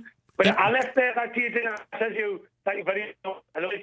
Yeah. And you completely changed my opinion against stuff. It was tremendous. But you see, this is the thing. A lot of people think that they have a belief and they believe they're right, because we all. I used to believe the same as you. I didn't believe any of this, and then you see something. What was it that completely clinched it for you about Crook Hall? Then, what completely clinched it for me was when I was in the room. The white lady was meant to be up against the wall. And as I was sitting there, I heard footsteps coming down the corridor. I looked down the corridor. There was no one in the corridor, but the footsteps were coming. Then I turned right and I seen a white lady where the wall was bricked where she was meant to be. And I just absolutely lost it. And I went, you know yourself, I was like, I don't want to be here. I also went back into the room, if you remember, and I went up to the top of the room. And the keys, I heard a smash. I went, get me out here now. And you went, yeah. I went to go out, and there was no keys at the door, was it? Like, we couldn't find the keys at the door. The keys were gone. And yet there was a big rattling noise. Like it was almost like a jailer's set of keys. It sounded like to me, but there was nothing in any of the doors there. No, definitely not. And I said to you when I come back to the room with you, and I went, "Wow, that just blew my mind." Like, didn't I? Well, I said, it blew my mind. I went in there expecting nothing to ever happen. Yeah. And everything happened to that. And honestly, I truly thank you for that as well. I really do. Like, That's all right, but when I see you, I've called my wife's mum a lunatic for years. And I had to apologise afterwards. I bet she loved it. I had to apologise afterwards. I did. I told you, I've still got the picture you give us. Me, you, and the last I done it with us. Yeah. Nice one, Ryan. Top banana signs, and I've got it on the frame of my wall. Like, I love it. Like, That's I great. really appreciate it. I know you were a superhero that day. The thing is, we've always taken with us, because it's really easy if somebody says, I believed in ghosts for 30 years. Well, it's kind of a waste of time taking you, because you already believe. I did not believe in ghosts one little bit till I come out and I go something to you. Yeah. So I left with a different experience. Well, this is the thing, though, because if you don't believe, and to the degree that you're taking the pee right from the start, I think you get. Exactly what I was doing. But you get a bigger fright because you're absolutely sure nothing's going to happen. Yeah, because I just put a beat. I shit my pants. If you go on YouTube and listen, to it, I've made me wait for listen to it, and all you hear is beep beep beep, you beep beep beep. That's about it. Like, so yeah, I don't really see many words. It's more just beep beep beep, and that's it. Like. We used your full vocabulary that night. There was no question about that, Ryan. Hey, you were also going to tell me about a prank, though. Tell me about a prank. Yeah. Obviously, I'll tell you what my weight. She's only 4'10" and a half. You've got to put the half in, but she likes a half. Okay. This cuts is 12. So she does the hair loads, right? And I think I'm going bald, and because I'm a bit tall, I'm like bald max. But this prank got to the point where we're like now 9 months in about going bald. I bought hair extensions. I know she's not going bald. Right. So I bought hair extensions. This is £100 to buy hair extensions. Just keep prank over it. And then one of our friends owns a salon. It's Sharon DeCruz Beauty in Town Inform. I'm going to drop a fucking name. Sorry, Sven. Sorry. Right. No, you've dropped that effie, Ryan. We've got to leave you. Thank you very much for calling all the same. No, he was just telling a story. The prank went wrong, and I just think you're messing. You got to be real careful with women and hair, especially with, I think I'm getting a little bald here. But he pranked her all the same. 0191 488 3188. Drop swearies you're gone. That's just how it is here. 0191 488 3188. Right, let's go and talk to Trevor, who's in Gateshead. Hi, Trevor. Hello, Alan. Hello, mate. What are you talking about? I'm talking about Newcastle United, mate. Oh, go for it. What's your view? I take your support, Mm-hmm. Well, so it's another struggle this season, isn't it? It is. I think we we thought if you're going to be lucky, the cup might be the one, but obviously not. The cup, the cup now, mate. I know, that's what I'm saying. I mean, we lot of us thought, well, it's not going to be the league, so maybe we get a little bit of luck in the cup, and that wasn't to be. What's gone wrong, do you think? I don't know, it is, mate. It's like I thought Bruce was doing a good job at first, right? And I give him a chance, because he's a Geordie and all that, even though he had been to Sunderland. Right. But I'm not sure if he's losing the dressing room. I mean, I still think a couple of players are still playing for him, Yeah. But I don't know. I think, like, we had a healthy position about a month ago. Yeah. And now, like I say, we're out both for cups. And you're on the edge of the relegation zone. Exactly, mate. And the thing is, as soon as Newcastle managed to get Callum Wilson and the lad from Norwich and Ryan Fraser, you think, oh, hang on, these are all solid buys. Surely this is going to build the team and start it climbing, and we're not going to have to look over your shoulder every 5 minutes for the rest of the season. But not the case. What's your view on Andy Carroll? On Match of the Day the other night, they were saying great things about him, but I just saw him miss every chance that he got. Well, honestly, mate, I'm glad you brought that one up, like, because we bought him, like, over a year, what was it? It's about 13, 14 months now we've had him back. Yeah. And I'm telling you now, right, a 2-year-old could have put that in, like. Right. Andy was on side. Did you watch the match? I did, yeah, absolutely. And you knew he was on side, and he should have put it in. Yeah. But that's the thing, mate. We're lacking up front. If Callum's not in the side, we're likely not going to score. Who's that, Wilson? Yeah, Callum Wilson. Aye. That's it, yeah, mate. Aye, you're right, aye. And I know they've got Dwight Gale, and Dwight Gale did us well getting up into the division, but I've never seen him as a Premiership player, and other people might disagree, but there's 3 or 4 in the side that are. Newcastle just need about 3 more players, but I don't think they're going to get the money to get them. Certainly not in the January transfer window. Well, that's what I mean, mate. I mean, they're relying on Wilson, and he's not as injury prone as Carroll was. No, but he is injury prone. I mean, there's still whispers that the takeover might still happen. What are your feelings about that? See, I didn't know, mate. I didn't think it will be, you know. No. I think Mike Ashley's just taking the mickey, you know. I was going to swear there, like. No, yeah, it's enough to make you swear. That's no question about it. I think he's just taking the mickey, and he has done for the last 12, 14 years, you know. Right. We thought there was going to be good things coming of this, didn't we? When he came in, and I didn't know, mate. What do you think about it, like? It's the Newcastle curse coming round and round and round again. Just when you think something's going to change for the better, it falls flat, like the takeover. And then, we're buying new players, but not very many, because the takeover might still happen. And if the takeover happens, then we were talking about Messi this time last year, and it was probably never going to happen. But I would love to think that the Newcastle could get somebody who would look after it properly financially, because that hasn't happened since Sir John Hall. But now, isn't it? It's like saying that we haven't got no money for like the transfer window. Yeah. But he's going and buying shops here, there, and everywhere and all that. Yeah, well, he's looking after his pounds, isn't he? Right. But it just proves that his heart's not in the club, so he's just messing with the fans, in my opinion, like. Right. Hey, well, good to hear from you. Thank you for your view, Trevor. Bye, all the best. Bye-bye. Maureen in Fellings just sent this in. The article you mentioned about a lady being handcuffed at a park bench in Bournemouth has now been confirmed by the police as a staged event by anti-lockdown protesters. How many people like me believed that story?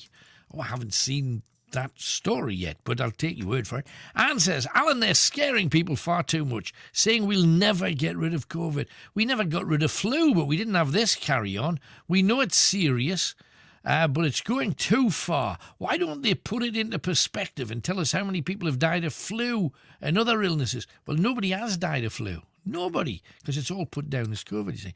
I bet Corona would be down the list. It's 19th on the list of serious things. I had my jab, but I don't go anywhere. I even shop online. Only got it as my kids bullied me. Bet I give it to people on the front line first, the NHS, shop workers, teachers, ambulance staff, people who are in touch with more people all of the time. And Anne obviously didn't want it, but she felt that she had to have it. Where do you stand? Give me a call. 0191 488 3188. How great will it be when we can travel again and go places? I talked to UB40, Ali Campbell and Astro, about travelling. I've always believed that the real perk of doing what you do is, yes, you get up on stage and you can be God for a few hours, but the reality of it is you get a chance to see parts of the world that you could only have dreamed of when you were a kid. Yeah. That's so true. You know, we've seen more of the United States of America than any American has, you know, and the same in South Africa and the same in Europe. You know, we're probably the most sort of toured band in pop history. You know, we've been going for 30 odd years, and we've never stopped touring. You know, most bands only tour for a little while and they stop. You know, we've continued to tour and continue to tour, you know, extensively. Still at it. Yeah, it's just like generally people think that touring is so brilliant, but like they don't realise that we actually don't get to see much of, you know, other than airports, venues and hotels. And the occasional dark corridor. And well, that's why we're happy doing the winery tours, because it does give us a chance to get out to all these beautiful locations and to actually spend a bit of time there. Rather than just going in, you know, seeing the hotel room, doing the show, and then flying out again. Yeah. But have you all now got one of those boozer's noses, which is full of, like, strange veins? It depends what time of the day that you're asking us. Yeah, I think that mine grows during the evening, I think, and then goes by morning time again. It just sounds, though, that it never becomes a day job with you guys. It never has. Well, it's never been a job. When it's something that you love doing, it's not a job. You know, and if you're with your mates and half your social circle, you know what I mean, then like, you know, it's really like just going down the pub with your mates. Well, you know, we're really lucky, aren't we? Yeah. You know, I mean, we used to come back from, you know, sort of 2-year-long tours, and we'd go to pubs that we used to frequent in Birmingham, and our mates would still be sitting in the same seat, you know, let alone the same pub. And you'd say, what's been going on? And they'd go, what do you mean, what's been going on? And they hadn't even noticed we'd been out the country for 2 years, you know.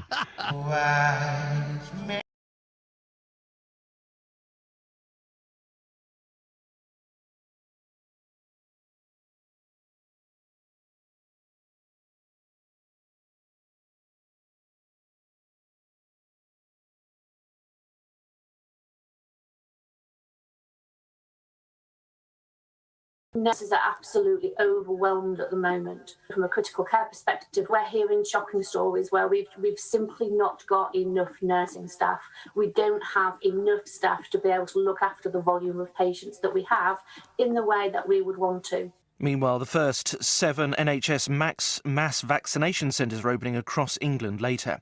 A further 563 people have died with coronavirus in the UK. The total number of deaths is now over 81,000.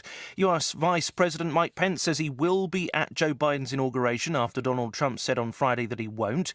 A plan to impeach him will be proposed and there could be a vote on Wednesday. Divers are trying to recover the flight recorders from a crashed passenger plane which came down in Indonesia with 62 people on board.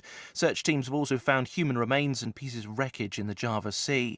In sport, League Two Crawley have pulled off one of the shocks of the FA Cup third round, beating top flight Leeds 3-0. Manager John Yems is proud of his players and says he knew they could win. Pity the fans keep saying that they weren't here, but I did say that we wouldn't sit back and just, you know, be browbeaten. And when we took our chances, or when the chances came, I thought we had a go at them. And credit to all the lads, every one of them. People that come on, the subs, everybody.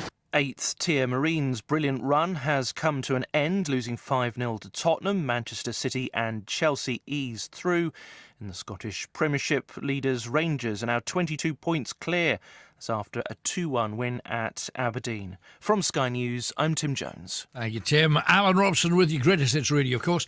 Just to tell you that this Wednesday there's a new thing happening on Greatest Hits Radio. Soul Food Songs, hosted by Misha Paris, talking about the best and the most uplifting soul music out there. Worth a listen from 7 o'clock onwards on Greatest Hits. 7 o'clock in the evening only on Greatest Hits Radio. So, I'm going to give you a second clue to win one of our legendary Night Owl mugs. Clue number 1 is a greatest hit movie starring John Travolta and Olivia Newton-John. Write that down. Second clue, a Diana Ross greatest hit about events that lead to other events. What song was that? A Diana Ross greatest hit about events that create or lead to other events. Right. So 2 clues down, 2 more clues to come. Do not try and guess till you have all 4 clues, okay? 2 down, 2 more to go, and let us go talking to Lynn, who's in Killip. Hello, Lynn. Hello, Alan. Hello, darling. Welcome to you. Thank you for calling. What are you talking about tonight? Well, I was ringing up about your haunted locations. You'd asked for different places. Yes. Well, I'm from Benwell originally, but I grew up in Pendower. All right, And I've lived in a few residences in Pendower, and every one of them has been haunted. Right. Explain, what kind of things have you seen there? Well, I used to work at Pendower School as well. That was really weird. Right. But, Is Pendower was the one that became Rutherford and is now Westgate Community College? No, Pendower Schools. It used to be opposite St. Cuthbert. Oh, I know where you are. Yeah. Gotcha. It's not there anymore. It's been built on now. There's houses there houses, now. yeah. Right, used to be just over the wall, the playground, there was a wall, and there was the mitre. Right, Old yes. Benwell Towers. Yes. Well, I used to work there when I first left school. Got a cleaning job there. Oh, wow. Because everybody talks about the grey lady at the mitre. And when we were on the school bus going to John Marley, every time we went past the mitre, somebody would go, "There she is!" And, so did you ever get a glimpse of anything when you were in the mitre? No, not in the mitre itself, but in the school. The nursery class used to be like a double classroom. Right. And would go in and would clean it. And we'd put all the toys away, and then would go home on the night time. Everything was locked up and alarmed. Right. And you'd come in 7 o'clock the next morning, and there's toys everywhere, all over the floor. They'd all been took out and played with. And yet, had there been anybody in there, the whole place would have been singing. Yeah, exactly. And all the different houses I've lived in, like from being 2-year-old, used to be somebody used to sit on the bottom of my bed. Right. I never used to freak us out or anything, but you could see the indentation and everything, and things used to go missing in a certain house, and you knew you'd left it there, and then a few weeks later they would turn up again. Wow. You'd see shadow people. The dog used to go ballistic and would try to get out of the house. Right. Ate through wooden door frames trying to get out, broke windows and everything. So what's the most vivid thing you've seen then? Well, the most vivid one was when I actually got my own house. I was married. My daughter was about just a baby. I got my own house on the estate, and I was in the kitchen cooling a bottle down under the tap. And I turned around, and there was a man sitting on me settee. And whoa, who are you? You know, go away. I'll pay the rent, and give him, swore at him a bit. But you could see he wasn't whole. He was transparent, sort of. Oh, whoa. And then I'm telling everybody, because I was shook up, you know, and they said whatever. And I was telling the neighbours, and the neighbour had pulled out a photograph from a New Year's Eve party, and I went, that's him, what's that on me settee? And she went, oh, that's such and such, he used to live in your house, he died there. Oh, all right, well, he's still there. just what you wanted to hear. Yeah. Wow, but that's great. I mean, the fact is you managed to work out who it was. So do you feel that he still remained there your time in that house? No, I think you might have just been like a recording sort of thing. Right, right. But there was loads of weird, different stuff happening. I mean, my mum saw a man and a small boy in a bedroom and walked into the wardrobe. My nephew used to talk to somebody up the stairs. I think he called him George. Right. And we didn't have anybody called George in the family. Just every single house that we lived in on that estate, strange things used to happen. Because I used to have a friend who lived in, is Pease Avenue up there? Yeah, we used to live on the corner of that, yeah. Pease Avenue. I had a friend who lived down on Pease Avenue, and they said that regularly they had this black thing move from down, because they had like a glass door. They had a front door, then a glass door. I don't know whether your house was built in the same kind of way. Front door, then a glass door.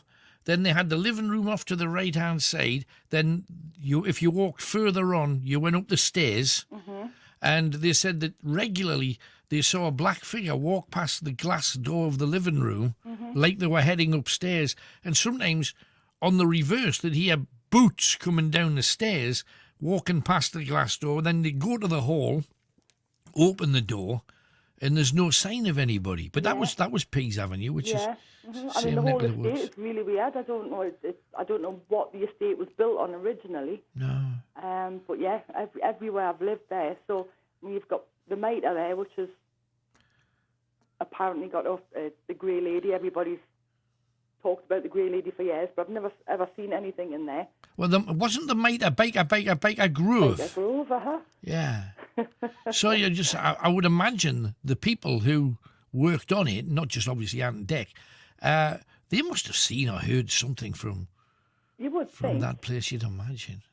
Fascinating. Little tunnels apparently running underneath it. Yeah, to a local church, because they thought there was a bit of mucky filth going on between priests and so on. But did you go to Pendower? I did, yes. Because I can remember the John Molly buses went along the West Road, which is just up from past the Fox and Hounds and what have you, at the top of your estate, or the estate you used to live on. And we used to quite often pile off the bus, especially, I think it was a Thursday, because we were a boys' school and there was obviously a lot of females at Pendower, and you used to do cookery classes on a certain day, and we knew what day that was. So when you were coming out with all your scones and your tarts and I made bread buns today, we used to be at the gate going, you got any bread buns? We used to be starving off you. That's what we used to do. Hey, happy days. But yeah, I definitely think there's a weird vibe about the whole estate, and you've got Pendower Hall there as well. Yeah. And that apparently, I used to have a friend, and she couldn't walk through the front door, so it used to stop her. I don't know what that was about, but... Well, there was a haunted pub, right? Is it directly opposite the mitre or beside the mitre? What was the Crow's Nest. The Crow's Nest. Across the road. The very thing, yes. Because that was supposed to be haunted too. Was it? Somebody was apparently hanged himself. Oh dear. In one of the back bedrooms when it was an inn, and then they had to change the name of the pub to try and get away from the fact that you're not gone there. That's where the man hanged himself. So then they turned it into the Crow's Nest. Oh right, I didn't know that. Ooh. Hey, everywhere you look in the north, there's a story, isn't it? Well, that's true. Yeah. That's the thing. Hey, but lovely talking to you, Lynn. Thank you for coming on. You're welcome. Top job. Great to hear from you. Do you live on that estate, Pease Avenue, Pendower Way? There's a massive estate there. I used to go out with a lass called Lynn who lived up in that neck of the woods as well. There's a rude memory. 01914 888 We're going off to Wigan, and it's not for football reasons, and not to go to the Wigan Casino to do a bit of Northern Soul. Chelsea happens to be in Wigan. Hi, Chelsea. Hiya. What are you doing there? Oh, I blame it on the COVID. Yeah, well, so what happened? What got you down there, darling? Basically, in between the last two lockdown, last year, I had a bit of an uncontrollable emotional day where I couldn't stop crying and everything. Oh, blame me. And then my family been trying to get me to come down here for years and years. I'm like, oh no, I love the North East, blah blah blah blah. Which I do, I absolutely love it. And it just made me realise, like, if we have gone to another lockdown, but last year I said, well, if we did go into another lockdown, you'd come down. And I don't know how long for, and I've got no one around again, and I could have another mental breakdown again. So you've gone down to get a bit of support off the family. It's a nice thing. Are they looking after you? Are they looking after you? Yeah. Right. It was also to do because of where I lived as well. I had a few issues there as well. That's another reason why I moved. And so I'm still missing my best friend and stuff like that, but we'll get through it. Yeah, no, absolutely. And maybe once it's all sorted itself out, you can pop back and see us. We'd love that. We'd love that to be the case. What's it like down there? I mean, presumably it's the same as everywhere in Britain at the moment. Nobody's doing anything anyway. Yeah, well, it's been pretty quiet. Well, I live on the main road, and there's still been loads of cars going up and down, and it's not been like a ghost town, but a couple of when I've had to do essential shopping, odd days where I've been out, the shops have been either dead or they've been really busy. Yeah, there's no middle ground at all. I mean, how's your mental health doing since you've been down there? Have you settled down at all? The first 2 weeks it was really, really, really bad. It was just like I didn't know if I was going to enjoy being down here, and didn't know if I was going to settle down or anything. But now that I've been in a month today, I thought I'd had a few days, but you're managing though, by the sound of things. Yeah, I'm managing and just plodding on. That's all you can do, love. Hey, lovely to hear from you though. Good luck to you, Chelsea. We hope to see you back in our glorious homeland soon. Thanks again. How about that, Chelsea? Missing us a bit, you can sense. In Wigan, we're talking to Manda in Hadston in exactly 5 minutes' time. Just before that, talking to Leanne Rhymes, superstar from country. We're going to be talking to her very, very soon, so watch out for that. But let's go and have a word with Manda, see what she's up to. Hi, Manda. Hello, Alan. Hello there. You have to forgive, I'm a bit nervous. Oh, that's all right. Good to have you with us. Yeah, it's good to be here. It's the first phone call I've took for a while as I suffer CPTSD. Oh, blame me. So how you coping? Not great, no. Right, not bad. I'd phoned initially to say that I'd heard that you were interested in looking for an illustrator. Yes, that's right. Uh-huh. Well, I've been doing therapy, EMDR. Uh-huh. Had a breakdown, a complete breakdown 4 years ago. Right. And since then I've been housebound. That was due to my son becoming estranged. Right. Oh, right. I've had a really awful time of it. From being a small child all the way up to 13 years ago with my ex-husband. Right. And it's only after I had the breakdown and I really, really couldn't get any lower. It was either make or break. So I decided that I was going to do something because I can't concentrate, you see, on anything. Right. All of that's been took away from me, you know, through the illnesses I've sustained through brain damage from trauma. Right. Hell's what a mess. Yeah. And then I decided, you know, one day just to draw. Uh-huh. And at first, you know, it was slower going, but I've always drawn, you know, I've always enjoyed it. And then after a while, I actually started thinking, you know, I never compliment anything I do, never. It's just part of my illness. But some things I've drawn, and I thought they were rather pretty.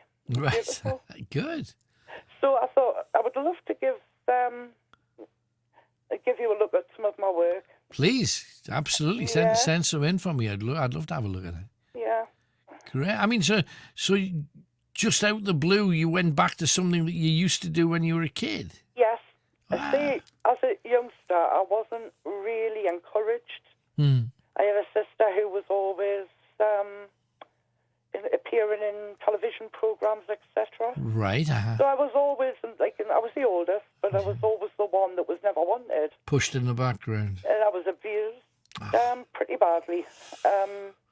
And then I met a man, because the first man who told me he loved me, unfortunately, I stayed with, and not unfortunately, I had 6 beautiful children. Right. But he was very violent and, to be honest, an animal. And I moved off to Hadston. I've been here 12 years, and I've raised my 6 children alone to adulthood. And I thought, right now is the time I do something. It's either that or quit completely. Right. No, it's your turn now. It's your time. Yes, it is. Yeah. And I just want to be able to make a living for myself and, do something that makes me proud. I just want to have something meaningful. Well, let me have a look at you. You can't promise anything, but I'm happy to have a look at it, please. As I say, we're making a decision sometime in probably February. Yeah. So you got time to get some stuff into me, and I'll have a look at it. Make sure you put your phone number and if you got an email address or that kind of stuff. Alan, could I also mention? I really wanted to phone to say, with the lockdown situation, and obviously tempers are frayed. Sure. I just wanted to talk to people, that could possibly be going through abuse. Right. Right. I just wanted to say that nobody deserves that kind of no treatment at all. Absolutely. Please just leave, because you will get through it. Now, the thing is, you had 6 children, so I'm presuming that was the reason that held you where you were then. Because you know what it is? If it wasn't for my children, I think I may have given up a long, long time ago. I'm so proud of them. How did you shield them from the violence you were getting, though? Because it was, I used to stand in between, and my children seen them try to slit my throat, and obviously it really did impact on their lives too. I bet. And when we escaped, because that's what I had to do basically, it was like waking up in the refuge the next day. It was a huge weight off your shoulders. Yeah. And I was always terrified, and I couldn't leave. I was like a hermit then, because he wouldn't allow us clothing. And did he try and track you down? He did, yeah, he did. And he found us, and he stalked us. We had the police out. When I moved to Hadston, I wouldn't say I was very warmly welcomed. It was, it's a village and everybody's grown up here. I'm from Berkeley originally. You're an outsider. I am an outsider, yes. But, I have to say there is some lovely people also. Yeah, but it takes your time, though, to get into that kind of thing. Yeah. I just, I feel at peace here, Good. Yeah, it's lovely. No, hey, nobody deserves it more. You've gone through the mill. Oh, well, I'm on to my next chapter now, my second therapy. And hopefully, sky's the limit. Absolutely. Let nothing stop you, love. Hey, good talking to you. Thank you for coming on. Thank you, Alan. Take care now. Bye-bye. My goodness. Imagine standing between your children and a violent man in your face trying to slit your throat. Imagine the kind of mental courage you need to have to escape with your 6 children. It's hard enough to escape on your own, let alone with 6 children. What a courageous woman. 0191 488 3188. Tons to talk about. We've covered a few birthdays. First of all, I want to say to Christine, I'm really sorry for your loss. Christine's just told me about Janet, just found out.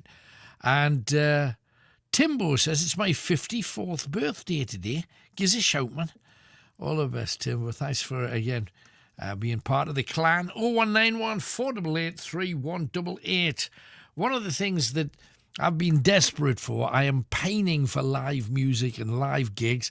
And there's a band from Ashington called Pitmatic. And I think Sam from Ashington may just be a part of it. Hiya, Sam.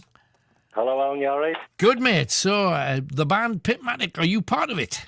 I am. I'm the lead singer of Pitmatic. Good, man. Hey, what have you been doing? How have you been looking after yourself and getting food in your belly? I mean, you've not had a gig for... Right. We haven't even had a gig, man. We started at the beginning of last year, right. And then obviously it's all this has happened, you know. So we've made a little recording studio in my outhouse, right, in the garden, and then just recorded it all separately and set it between us. And the only thing we've done is had it online, you know. Crazy madness. We're getting some Maori fans and that in there, you know. So that's good. It's a start, but it's just, you know yourself that the best way to put music together is when you're all in together jamming away. Eh? 100%. And you can do this long distance stuff, and it takes 10 times the time. Well, this is it. It's like a learning process, and obviously it's alien to it anyway, you know, because it's the first thing I've done music-wise. And then we're learning that it's just not the way to go, is it? But it's me and my cousin. Right. My cousin plays the guitar. Right. And we're just learning together, you know, but obviously these times is strange, you know. No, for sure. I mean, have you got the rest of the band, or is it just the two of you? So it's me and my cousin, and the lad we've got called Sean Graham, who's one of our close friends. He does like the production side of things. All right, So, like I said, it's all been done homegrown really in the house and that, you know. So were you using drum machines and effects? So he's Sean sorting all that sort of stuff out, you know. He's got the technical sort of mind there. It's like a lot of acoustic, so it is just me and the guitar really, but there is a bit of drums and that in there. And we had to use, I think it was an app called Fiverr. All right, yes. And we got like a bassist involved just for a couple of songs and that, you know, just to fill it out a bit. So when you get so famous, you've got to go and tour. You're going to have to get yourself a bass player. Well, that's we're hoping. That's we're the hoping, dream, no? We've got a mate, Luke, he's getting a bass, so hopefully he's up to scratch by the time we can get gigging, you know. Well, it's not like we haven't got time, is it? That's the thing. Exactly. Jeez. We've got plenty written, but it's just being able to get together today, you know. Because I'm tempted to say you're doing what everybody else in the north seems to be doing, which is sitting at home playing with yourself. That's the thing. I mean, nobody can do anything else. If it's not a video game, it's a guitar or a keyboard or something. This is it. I mean, I can't play any instruments, so... Your voice is your instrument. That's all you need. Anyway, I hope so. I just hope we're back soon, and because you got to remember the place where you live. It's not like you're short of clubs, for heaven's sake. This is it, exactly. More clubs per head than anywhere in Britain, pretty much. Fab. You'll be an Ashton horse before you know it. Exactly. Let's hope, man. Let's hope. Let's hope so. Hey, good to talk to you, Sam. Thanks for coming on, mate. Thanks very much, Alan. All the best. Bye-bye. Hey, and you see, what we want is him to go back to work, become a star, and then we'll know where he all started. We heard him here first. Pranks. Oh, yes. Let's have a pranky story from Chris, who's in Hexham. Hello, Chris. Hello. Hello. What's your prank, then? Tell me everything. It was like more of a wind-up, really. Because my brother he's winding me up on the phone. He said that for some reason, Wetherspoons were given free drinks all day. Right. And for some reason, I fell for it. So you went whizzing around to Wetherspoons. Wetherspoons asked them. Were they even open? Oh, no. I mean, this was a couple of years ago. Oh, all right, I see. So you're paying and you ask for your free drink? Yeah, they looked at me like I was nice. I would imagine that's a fairly short conversation, was it? That's pretty good. Did you try and get him back anyway? No, I'm just trying to think of ways to get him back. Oh, blimey, yeah. You have to come up with something. You can't let him. I've got plenty of time. Can't let him do that. Hey, good stuff anyway. Thanks for coming on, Chris. Hello. Yes. Oh, you got something else for me? Yeah, I bought one of your books today. Oh, great. Thank you. I hope you enjoy it. Yeah. Oh, and if anyone's looking for any good films to watch. Yes. There's one called Jaxie. Jaxie? Yeah, have you ever seen it, Jaxie? It's about this phone that tries to make this guy's life better. Right. It's a funny comedy. Oh, it's a comedy, is it? Right, okay. So Jaxie's the one. Who's in it? Is anybody that we know? I just seen the film before, but I didn't really. You didn't take it in. Obviously, nobody instantly massive. That's good. We'll check it out. Thanks again, Chris. All the best. Cheers. Bye-bye. So there you go, Chris in Hexham. Good to hear from him. 0191 488 3188. Got Grizzly Tales from Northumbria as well, which is good. A lot of people thinking, well, I don't live in Northumbria. If you live in the northeast, you do, because it was the Scottish borders up to about Edinburgh, all the way down to the North Riding of Yorkshire and across the country. So it's that sizable patch. Talking about pranks and stuff, I'm hearing that Alison from Anfield Plain has been wound up today. Hello, Alison. Hi there, Alan. Hello. So what happened? Well, it was kind of weird because I didn't want to get wound up about it, but as the day progressed, yesterday and today, it's wound me up so much, and it's like it just makes you realise what this has all done to our thoughts and our thinking. Explain. How did it start then for you yesterday? It started out when it started snowing, because we live. I'm up in Anfield Plain, and literally we've got the hills around us. Absolutely. And we look out onto basically up towards Pontock Pike, which is a huge hill. It is. So it started off quite early when you saw people walking up with sledges, so the odd kind of group of people. Then it kind of got people were coming and parking on the side of the road and getting out and all trekking up, and then it was there was one point we were just so gobsmacked by the amount of people. There was one point Rob, my husband, was sitting counting, and we counted 168 people walking up. Wow. Because, I mean, even just driving to the shops on the snowiest day, which I think for us down here in the valleys, in comparison to you guys, because you're mountain folk, but anywhere where there was a hill had 40 people with kids and sledges and stuff kicking. So, I mean, it's snow. Forget social distancing. Get the sledge out, and away they went. So it doesn't surprise me that whether you've got a bigger run on the hills up where you are. Well, it was more the fact that it was kind of like I love the snow. I love when people get out. I love the sound of kids laughing and screaming and carrying on, and it was you want to be happy because you're kind of witnessing that, and it's that's how it should be, and Lift your that's how spirits, it is. Absolutely. And the other part, you think, is that right? Should they be doing that? And you're kind of sitting there saying, well, that's not a group of 2 or 3 there. I bet that's not a social group. And at the end of the day, I sat down with Rob and I was like, this is ridiculous. I feel like I've had a day of fighting with my own thoughts. Yeah. Yep. And it just got me thinking how this has corrupted our minds from a thing that normally would be like, yay, it's snowing, get the sledge out, get the kids out. You wouldn't think twice normally about that. Yeah, and then it gets to the point where you're thinking, they shouldn't be doing that. They shouldn't be out there's too many people together. And I thought, good grief, I need to be put on grumpy old women or something. I had exactly the same experience the week before last, and it wasn't full lockdown and we're coming. It was the bit in between Christmas and New Year. Yeah. And I thought, I'm bored rigid. I'm going to get some exercise. I'm going to walk along a beach. And I thought, I've never been down to Whitley Bay Cullercoats and done that walk from Tynemouth to Whitley Bay, and then I'll walk back, and that's me exercise, because there'll be nobody about. I got down to the beach. There was thousands. I mean, not just 1 or 2, thousands. People walking dogs, people with their partner, people queuing for chips and stuff. This was just like a day in the summer, and it was between Christmas and New Year. I thought I'd be the only one there, and everybody else was there. And you think, the same thought. But are they wrong for just trying to get some break in all the madness? I don't think so. I really don't think so. I don't either. But it's kind of, it just shows the influence of the media and the influence of the government and the influence of everybody saying bad things, how they've turned people against people. I mean, did you get? I mean, I don't know whether you.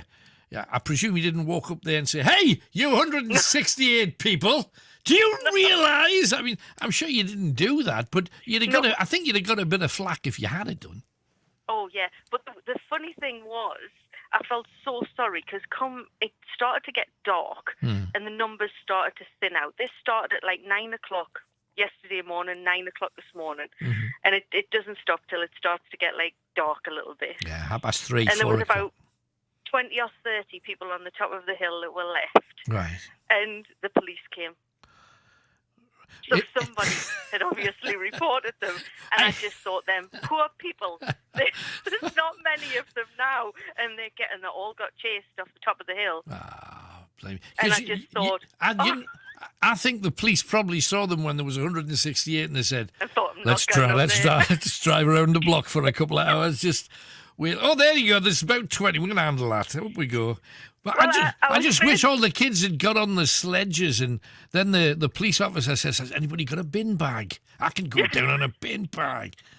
Well, it was quite funny because I said all the police really need to do is drive around all of the hills with their sirens on, and people might spread out because they would see that the police were there. So then they might just spread out a little bit. But it was more the fact the way they were gathering. Yeah. And there was groups of 20 or 30. And you can imagine when you're in that situation, you completely I would if I'd been up there. You completely forget about social distancing because you're having a great time, and you just. But then you stop and think this whole thing's a complete and utter joke. Right. Well, we see everything that the press tell us is that it isn't a joke. It's a horrific and terrifying, and it's the worst thing ever, and we're all going to die. Most people know my feelings on this. It's just there is a degree of madness going on, and the story's not being kept consistently by all of the people concerned. And what I don't understand, and I never have, is bedside manner. And it's just if you were seriously ill, the one thing you could live without is everybody saying, well, you're probably going to die because this thing's terrifying. And then people are dropping, and there's 500 died today, we're hearing. And you go, what, 500 have died today? And they don't tell you that 600 died of something else, but they're only concerned about this one thing. And you have been out there. You saw people sledging. Why were you out? Why were you looking? Oh, shit. Well, I've got madness. A couple of friends who've caught it. Right. And we've kind of, I know your feelings about it. I've listened over the last, and I think my feelings probably mirror those. Right. And they caught it. Right. And the fear was worse than the actual illness that they had. Right. Now, because once they were told they had a positive test and they started feeling bad, it was that, and it just talking to them and them saying, "Oh, I'm getting up this morning and I feel this way and I feel the other," and how you would feel if you'd had the flu and you were recovering from it. But because it's it's a COVID, I'm going to die. Oh, 500 people have died today. Yeah. That mental, I don't think the actual, I respect everybody who has lost somebody, and 100%. I feel sorry for them, and my heart goes out to them. Yeah. But the 500 that have lost, did they die of COVID? It's just that they had a positive test in the last 28 days. Yeah, but on top of that, you see, especially for your friends who caught it, and I know a couple of people that have had flu-like symptoms, and they've instantly said, "Oh, I've obviously got COVID." Yeah. You don't know, because they didn't get tested. They just stayed in the house for a week and a half and hoped for the best, like most people that get flu-like symptoms tend to do. But if people had said, look, there's this nasty thing going around, if you're elderly and you've got serious health issues, it could cause you some serious problems. Yeah. But for the rest of people, 99.9%, and it is that percentage, it's as high as that, 99.9% of you are going to be absolutely fine. You might have a few symptoms that could include, the temperature, the taste, the da-di-da, all the things we've been told, but you'll probably be okay. Just keep out of people's way, while you're symptomatic, and you should be okay. Yeah. Now, that's bedside manner. It's not making light of it. It's not taking it in a haphazard kind of fashion. It's sensible, and it's what they tell you to do anyway. It's just they don't scare the poo out of you. Exactly. It's fear, I think, that's worse than anything else, because it's one of the things that, like, I was reading this article this morning about how the World Health Organization has said that the test is definitely not accurate. Yeah, well, we've known. And like they've kind of finally come out and said, right, we've said that it's not accurate. So it kind of makes you think, if in previous years, I think it was 2018, there was a bad flu, if they'd tested the whole population with this so-called test in 2018, would the figures have been the same? Well, you see, the test that they're quoting every day, because it's the same test they're quoting. They haven't changed it and, we're doing a better test now.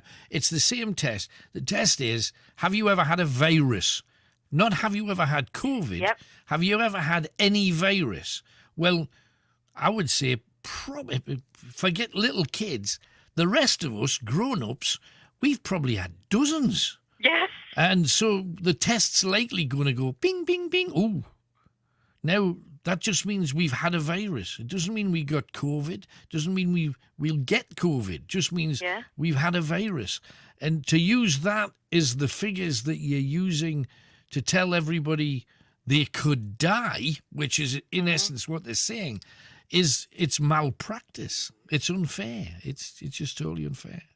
Yeah, well, to kind of put it out every single day like that, every time I hear it, and you think, oh, God, here we go again, more deaths, more putting that number up that just is going to creep up because people die anyway. Every day. It's the one thing that we can't escape from. It's going to happen to us all. It's a fact. And yet they're so... It's just... Yeah, it's crazy, crazy. It is crazy. Alison, we must move on, but thank you very much for coming on. I hope you're not quite so wound up now. And thanks for pictures of your snowman. I thought he was gorgeous, even though he's just a puddle now. But hey. Oh yes, he disappeared, but he went for a walk. But yeah, he was good while he was there. Thanks again, Alison. All the best. Them people sledging. Brilliant. Good to talk to you. Later. Thanks, darling. Bye-bye. Must take a very quick break. We got a superstar coming up fairly soon too. We'll be back. You're on end of this.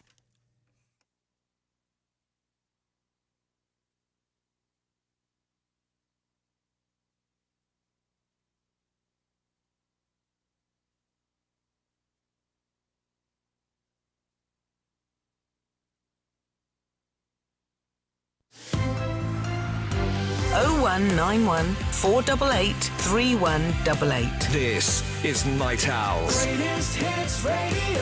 Alan Robson with you, Greatest Hits Radio Northeast, and Brian from Gateshead. Hello, Brian. Hi, Alan. I rang up really because I just want to bring some interesting news to you. I know you and Richard the Boffin used to go around Chillingham Castle and other places with your ghostly gadgets. Oh, we got all kinds, yes, Yeah. I've heard a new kind of a gadget, Alan, which is probably going to revolutionise ghost hunting. Talking to the dead. Yeah.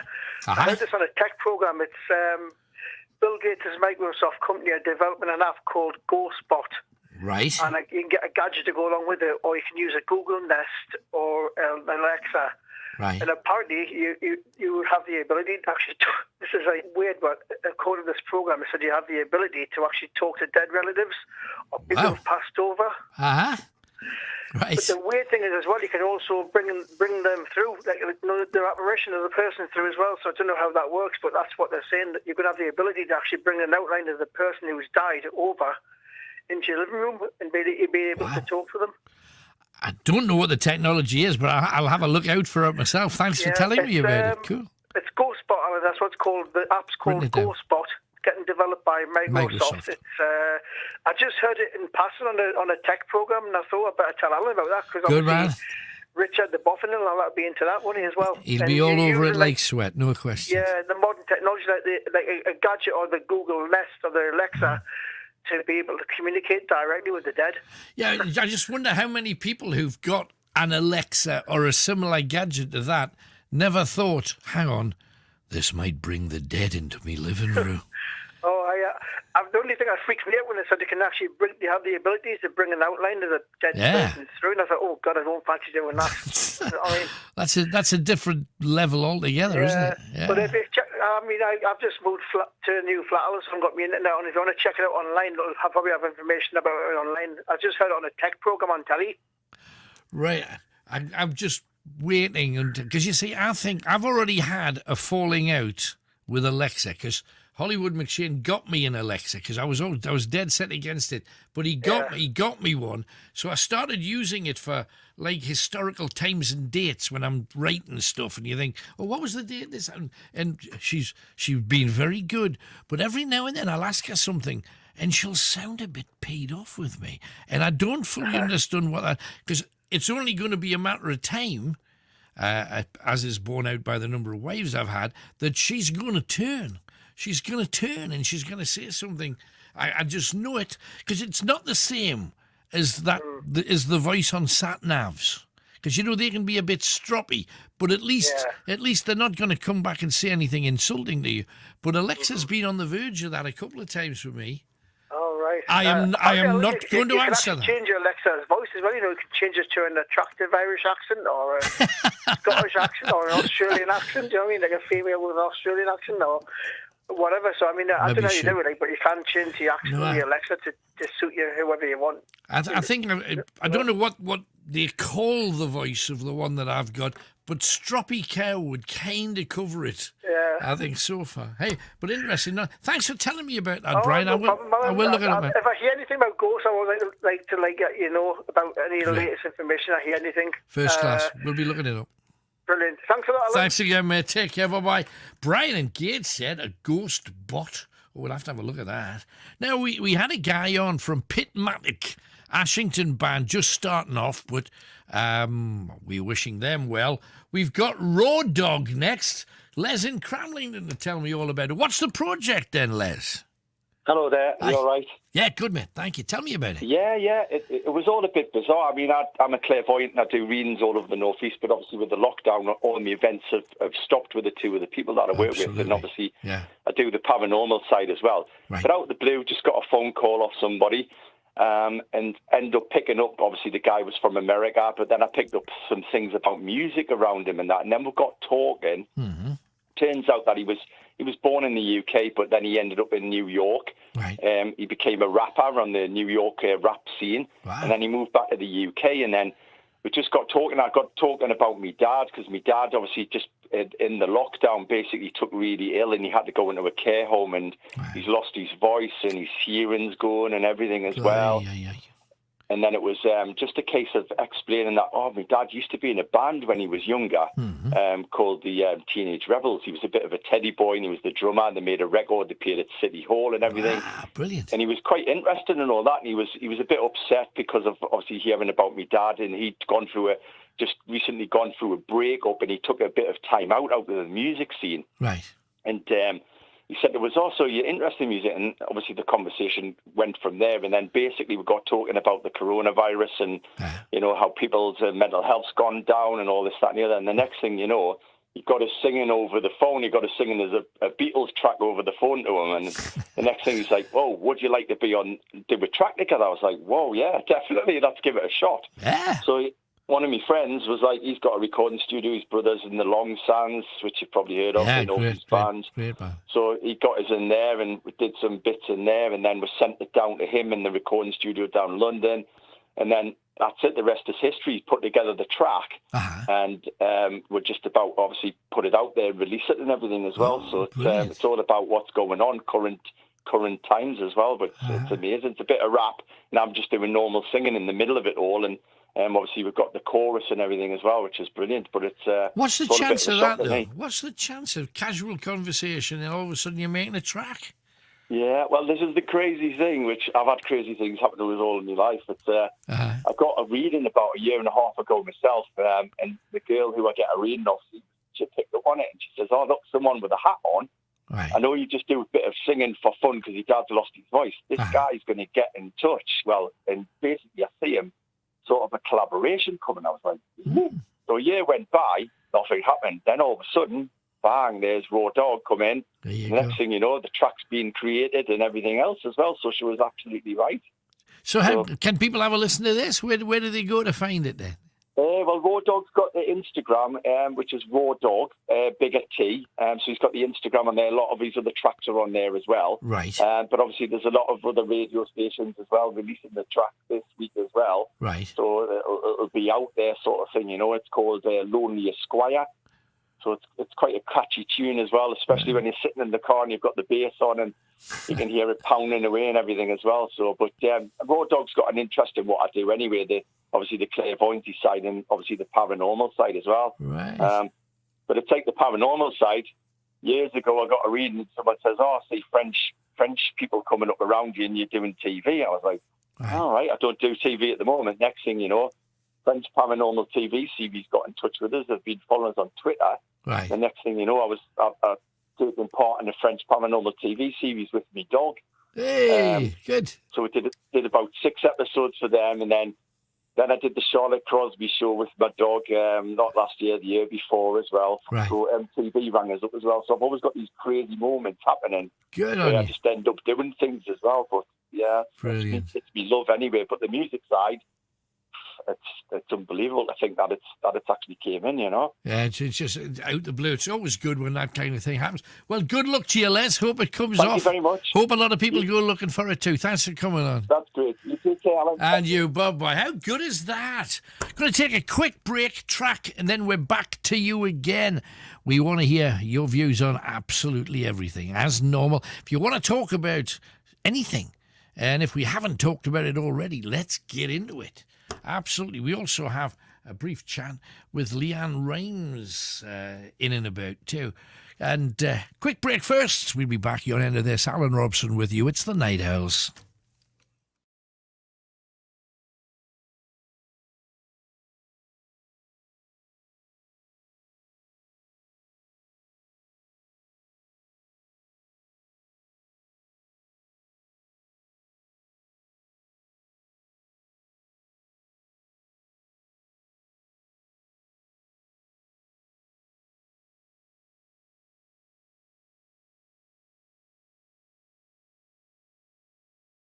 Surgeries are prepared to play their part in the vaccine rollout. We're in a place where we see the need to vaccinate. The way out of the pandemic is through the vaccination programs.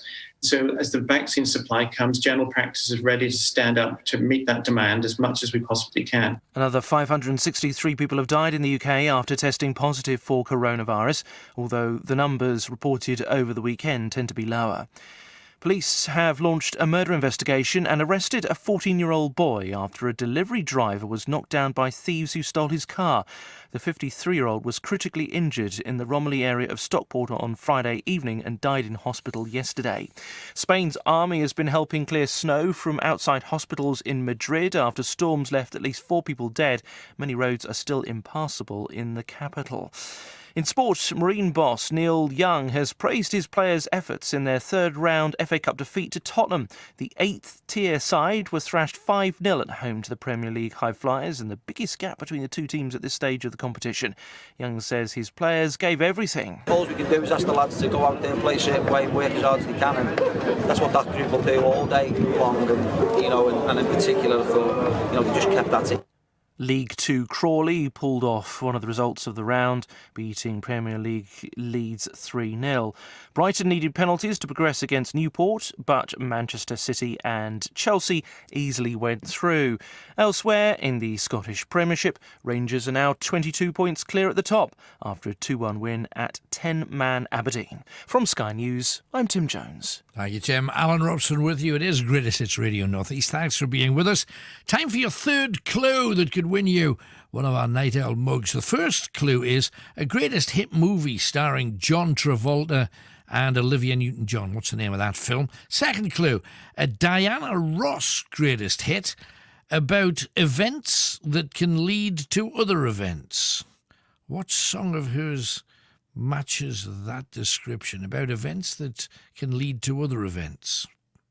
The third clue, Beyoncé's girl group and Samantha Sang had greatest hits about very strong feelings. Beyonce's girl group and Samantha Sang had a greatest hit about strong feelings. What was the name of that song? That's your third clue. You got one more clue to come, and you will get that very, very soon indeed. Anyway, let's get back to as many calls as we can slot in tonight. And we have Weezer and Consuela in Newcastle. Hello, guys. Oh, Alan. Hello. I think you've saved the best till last. I've been dying to talk to you, you know. Well, I'm really glad you have. What do you want to talk about then?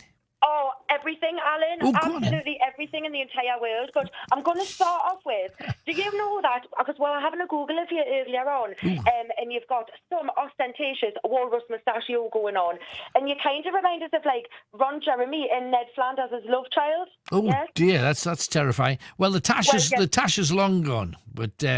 Well, we've got a list of questions. Consuela's got a question for you. Okay.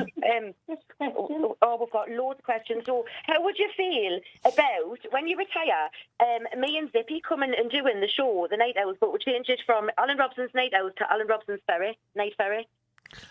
Right. Well, I'm not adverse to it. You take your chance. Give it a go. Why not?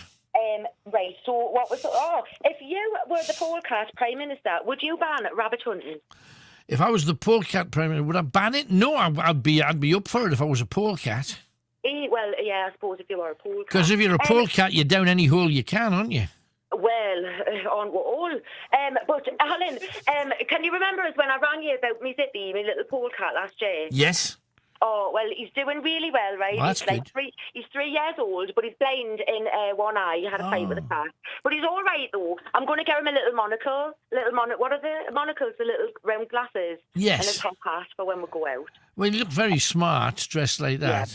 Yeah. Okay, now that's good. Yeah, so are you doing the ghost hunters yet, Alan? We do ghost hunts every year. We're planning to do them very, very regularly coming up soon. So fabulous. Can we watch out for it. Can we come along? I think not at the beginning, but because obviously we're going to do the whole social distancing thing first. Oh, right, yeah. So once we get past that, why not? I'm up for it. Can we bring Zippy? Can you bring the polecat? Well, we've never tried to find out whether polecats can see ghosts and hear ghosts. Well, he's blind, so probably not. But you see, when you're blind, the rest of your senses are better. You see. So might be a good He'd be the poltergeist polecat hunter. They don't smell like ferrets, though, do they? Because ferrets are stinking little things. Yeah, well, he does when he lets off a fart. That kind of like singes the nostril hairs a little bit. Right. But otherwise, he's just it's a bit like a hamster. Right. He hasn't really got like quite a bad smell. But if we're brought in, can we dress up as ghosts? Like, can we wear with bed sheets and go, ooh? Well, you could. The authenticity of the night might be affected by that, but you can whatever you want to do. Well, I'll be sensible until like we've gone off air, and then we can like. Then you can do it. Have a half an hour run around in the scary place and frighten the ghosts. I think that would work. Some pickles and ice cream as well. Pickles and ice cream's good. I'm not pregnant, but I'll try that too. Fabulous. What was the other ones? What else did we want to ask you? I don't know. No idea. So, yeah. Do you? What did you want to ask him? Consuela, banana hammock. Can't remember. I just had too much wine. No worries. Easy happens. Have a good night, ladies. Thank you. Can I just sing you a little quick song, Alan? For go on. If you're happy and you know it, wash your hands. If you're happy and you know it, wash your hands. If you're happy and you know it and you really want to show it. If you're happy and you know it, wash your hands. Hey, thank you very much and good night, Weezer and Consuela. I actually knew somebody whose name was Consuela. Her name was Pepita Rosita, Consuela Rosita, Daniela, Karina. Oh, can't remember. There was like 15 names. Amazing. But Consuela was one of them. 0191 488 3188. Let's get as many calls in. 3 clues down. Cooking on gas. Alex with us. Chopwell. Hello, Alex. How you doing, mate? You all right? I'm okay. What do you make of this current dance? Mad times, isn't it? Absolutely. How are you coping, though? Because every day it seems to get further away from what you believe. Well, I mean, if people aren't waking up now, they're lost, aren't they? I mean, you had a caller on before from Dipton, and and she was like really wanting a vaccine. I mean, when we come to that point, what can you do for these people? She's scared to go out, though. And I mean, you cannot blame her, because that's what the government have been telling people from the very beginning, that we should be terrified and petrified of this. Well, that's it. thing. But the government also say the vaccine won't stop you getting it, and it won't stop you spreading it either. So what are people wanting the vaccine for? Well, they've clearly stated many times it won't stop you getting it, and it won't stop you spreading it either. Yeah, one of their health ministers just today said giving COVID vaccine to the elderly will do nothing to stop the spread of it. And what they're saying is, because if elderly people are ill, if they didn't die of something that was COVID related, they probably would die of something else, which doesn't actually... I wonder what that something else would be, yeah? Flu, pneumonia, and any of the other, gamut of things that people who are poorly, their immune system's low, they die of something. That's it. I mean, when have you heard the government or anybody ever say, build your immune system up, take this, take that, you know what I mean? Get some exercise, get out there. Obviously, if you have to at the worst, social distance or whatever, get out and get exercise. They never promote that. It's only the vaccine or just stay in, that's it. They don't really promote much health, do they? Okay, but we're in a situation, and I think most people who've heard you on the show, we understand where you sit in the grand scheme of things. This is pushed far beyond what we thought. In other words, we've had lockdown 1, lockdown 2, they both didn't work. We're in lockdown 3, no guarantees. We've got the vaccine that governments around the world seem to be hanging their hat on and saying, we'll be back to normal in no time because we're now progging people with this thing. Then in 12 weeks we'll prog them all again and the world will be back to normal. What do you think's going to happen? So, but like I just said before, what they've been saying is it won't stop you getting it, it won't stop you spreading it. So how are they using that to get back to normal when they've clearly stated that's not going to be the case? But the government can then say, look, we've protected you as best we can with the technology available to us at the moment. Just make sure you get the same injection this time next year and 12 weeks hence, or probably by then 3 weeks hence, or whatever they decide upon. And then they can say to everybody, well, you can go out and you can do what you like because you've all been injected. So the likelihood of you getting it is greatly reduced. And I know they're saying it could be up to one newspaper said 70% effective, which I think if you're going to get something stuck in you, it should be at least 90% effective. But they're saying, you want to be pretty sure, wouldn't you? They're saying 70% effective. Which is better than not being effective in any shape or form. And others are saying, it'll be up to 97%. So in other words, they don't really have any idea how effective it's well, going that's to be. it. I mean, if the numbers vary that much, it could be 1% effective. They're just making it up to build people's confidence up to get it, obviously.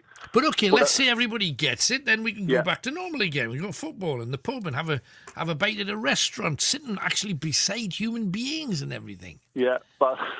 if people believe that's going to happen, I mean... Well, they do. I mean, that's what they're being told. Yeah, I mean, a lot of people do believe that's going to happen. It's not going to happen, is it? Clearly not going to happen. I mean, they're telling you every day. So what is going to happen then? Well, we don't know. I mean, from one day to the next, but I'll say a few things here. I've got Public Health England have released the weekly deaths. Sorry, the weekly cases of COVID, and you can go on their site and look at this, and I'll just tell you about week 52 of 2020. And the COVID-19, they do a notification of infectious diseases. Right. And COVID-19, there was 85 in week 52. And in the Northeast, there was only one case. Week 51, COVID-19, 50 cases, 1 in the Northeast. But you see, if those numbers are correct, how come we're getting 500 and odd people died of it today? Exactly. I mean, what's going on? I mean, you've got the government's Public Health England publishing these weekly figures. Week 49, 76 people in the whole of England and Wales have got it. 0 of them on the Northeast. You've got week 48, COVID-19, There's 3 in the northeast. What's going on? And are they deaths we're talking? No, they're just cases. Just people who've got it. Yeah, they're people who've got it. They're not deaths at all.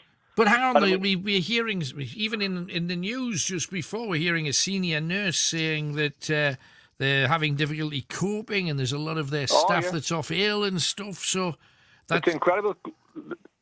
The problem is with the testing. This whole thing's based on the test. Mm-hmm. The whole lockdown, everything to do with it. And we know it's near 100% false positive yielding test.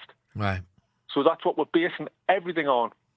And it's getting to the point now they're having to test asymptomatic patients to try and get the numbers up. Well, when have we ever done that? Ever in the history of anything? Had to test healthy people to get the cases up because they know for a fact the false positive rates are so high. But you see, I'm kind of like Jessica Fletcher, Murder, She Wrote. Yeah. We have to seek for clues as to where this is going. Now, you've been always batting against, we've had people who are completely supporting what the government have said on the show tonight. You're the absolute opposite of that. But we've never got anywhere near the reason why it would benefit the government to... If those figures that you've given me are correct, and you say people can look them up on the Health England website... Yeah, absolutely. So if they can look them up and they realise how few people have actually got the COVID virus, why would the government and everybody else associated with it lie about the figures to make it sound like the National Health Service is swamped and all the rest of it? Why? What would benefit them to do that rather than just say, looks like we're over it, everybody, we can breathe a sigh of relief and get on with your life? Well, obviously people have opinions, so I try and just stick to the actual figures of what they're putting out. Obviously, I don't know. You see, you've got to have a reason. Or the government are doing this because they want X, Y, and Z. Now, okay, well, you could argue. It's population, isn't it? You could argue, comfortably that because we're going to need injections every year, pharmaceutical fortunes rise massively, and everybody who's invested in them become rich. That's an inevitability that has already started to happen.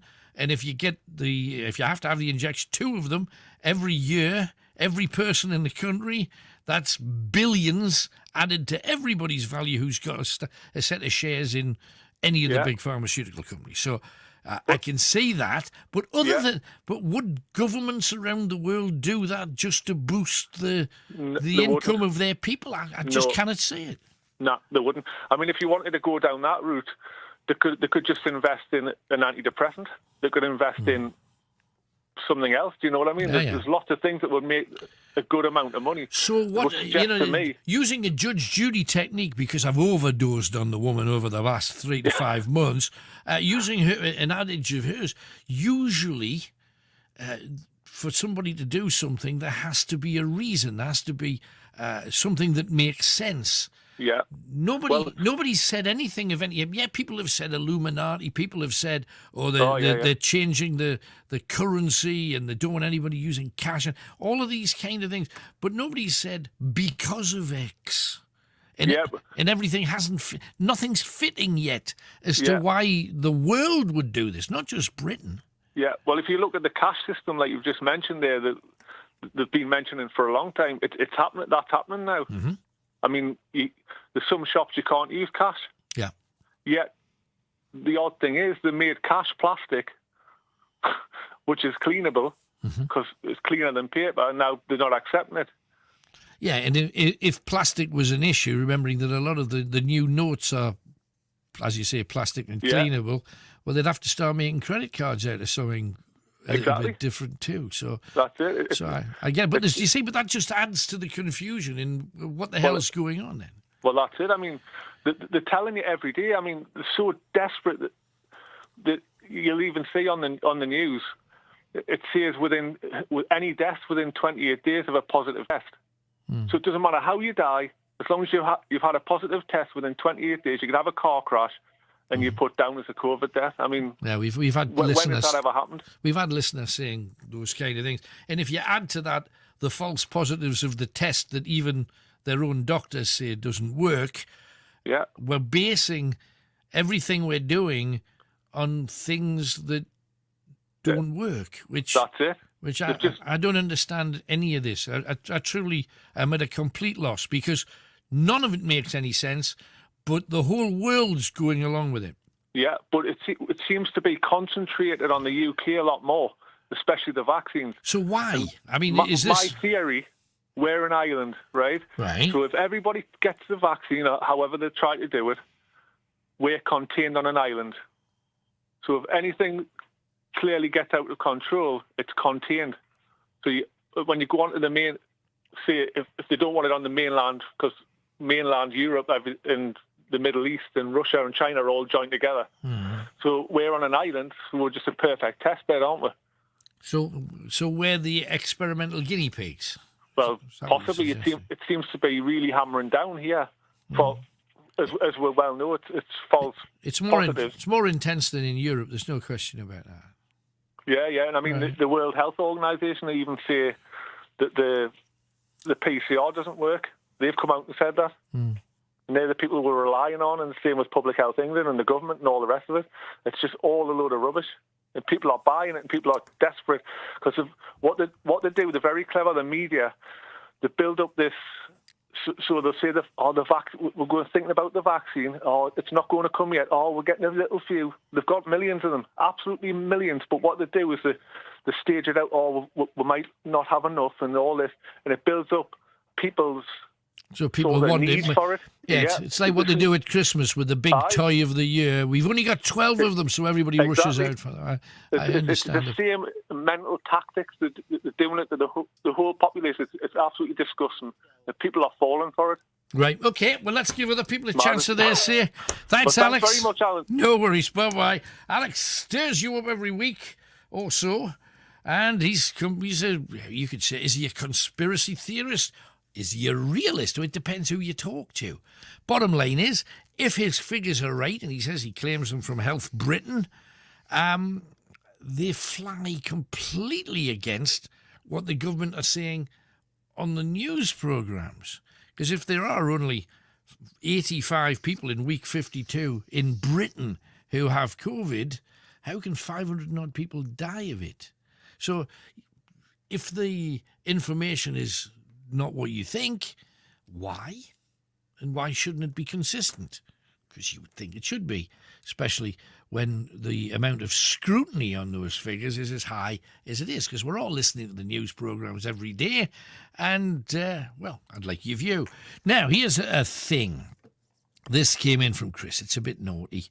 Hi, Alan. I've done something tonight that I haven't done in years. I made myself a couple of crisp sarnies as a midnight snack. Lush. It's the first show I've listened to in my new flat, and I'm well happy. And he's sent in some really dodgy jokes. I can't read half of them out. Why did the sperm cross the road?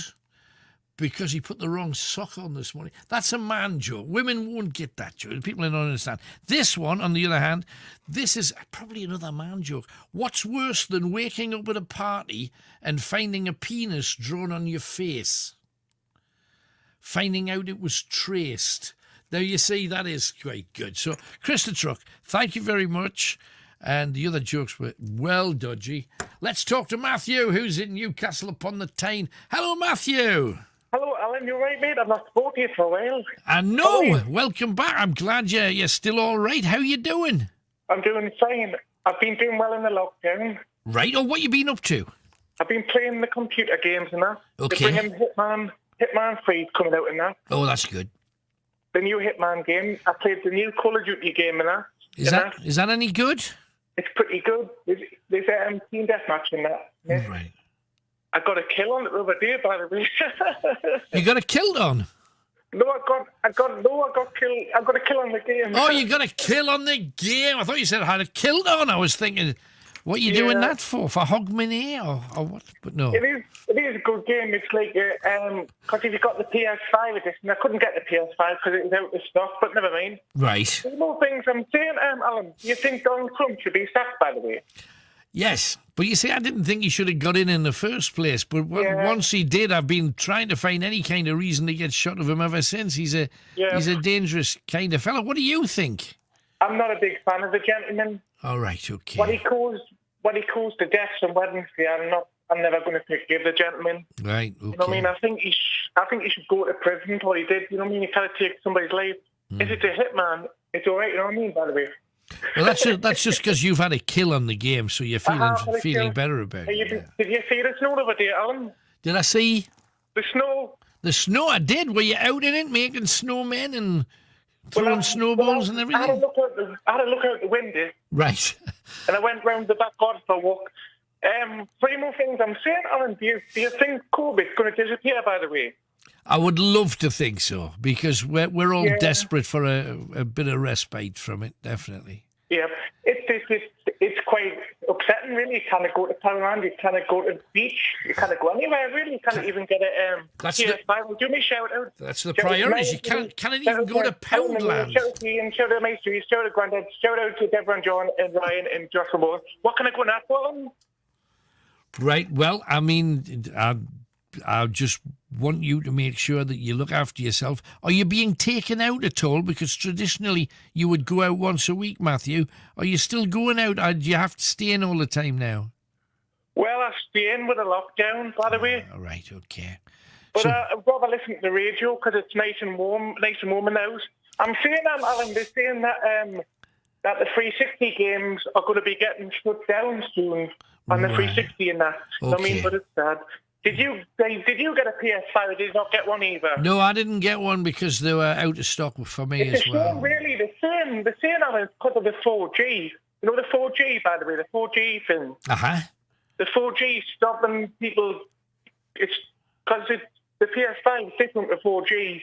Well, that's right. 4G, have you heard of a thing called horsepower, like cars? Yeah, cars have an amount of horsepower. Well, they call it 4G because it's got 2 horsepower. So one GG and the other GG. That makes 4 Gs. Yeah. So that's how it works. Alan, they're saying the new Xbox is powerful in the PS5, but they're saying they're having problems with them in a minute. They're having problems with them. I mean, by the way. Right. But you're gonna get one eventually, though, aren't you? Probably will get one, yeah. I'm saying, Alan, what you got planned for tomorrow? I know you're off tomorrow. Tomorrow I'm getting my eyes tested tomorrow. Are you? Yeah, once a year I always go and get my eyes tested, right. So I'm going in there to squint. Did you hear about Barbara Winter? That was sad. It was very, very sad. Lovely woman. She was. Hey, thank you, Matthew. Let's move on. Thank you. SoundCloud, please, Alan. You just have? Can you put it in the SoundCloud? Oh, we can do that for you. Absolutely, Matthew. Thank you. Bye-bye. I'll put it on SoundCloud. I thought you want another shout-out. 0191 488 3188. Keep promising you a superstar celebrity talking about her worst pain. I'm talking about Leanne Rimes. What's the worst thing that's ever happened to your body? Accidents, operations, screaming pain. How have you suffered? Oh my God, that's such an interesting question. I have had 31 dental surgeries in the last 3 years. What? Yeah, it's a long story, if you can imagine.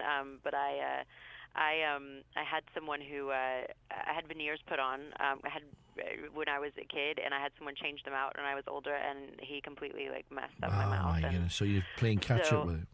Oh my God, it's been a nightmare, but it's almost over, and I have learned how strong I am. If I didn't know before that, I definitely have verified that I can make it. Mouth pain is like no other. It just hits right in your head. Absolutely, that's right in the middle of your head. You're quite right. Yeah. Next thing is, what are you scared of? You get any rational or irrational fears? That's a good one. I'm sure apart from dentists, I'm guessing. I know, right? Yes, major dental trauma. I think it's funny as a perfectionist, as we were talking about earlier. When you do something really well, no matter how much, and this comes and goes, but no matter how much I know that I'm going to walk out and nail something, because that's like, okay, Leanne, this is your track record. You're talking to yourself, going, there's no reason for you to doubt what's going to happen. Sure. And mistakes have been made, and I've learned from those, which are great, and to be able to also realize when you make a mistake and you move through it to go, oh my God, that was like a professional moment. Like I've learned how to move through those things. But yeah, sometimes you hang on to those fears of like, no matter how many times you do it right, you're like, okay, wait, this could be the next time that's gonna go wrong. What's gonna go wrong? So those are my silly things that come up in my head every once in a while. I think everybody gets that. Whatever your trade is, I think everybody does that from time to time. Probably. There you go. Leanne Rime's going to play a song for her in a second. First of all, clue number 1, greatest hits movie starring John Travolta and Olivia Newton-John. Clue 2, Diana Ross song, a greatest hit about events that can lead to other events. Third clue, Beyonce's girl group that's Destiny's Child, and Samantha Sang had greatest hits about a strong feeling. And the fourth clue, Kenny Rogers and Dolly Parton's greatest hit. Kenny Rogers and Dolly Parton's greatest hit. The 4 answers all have something in common. What is it? 0191 488 3188. Call us right now.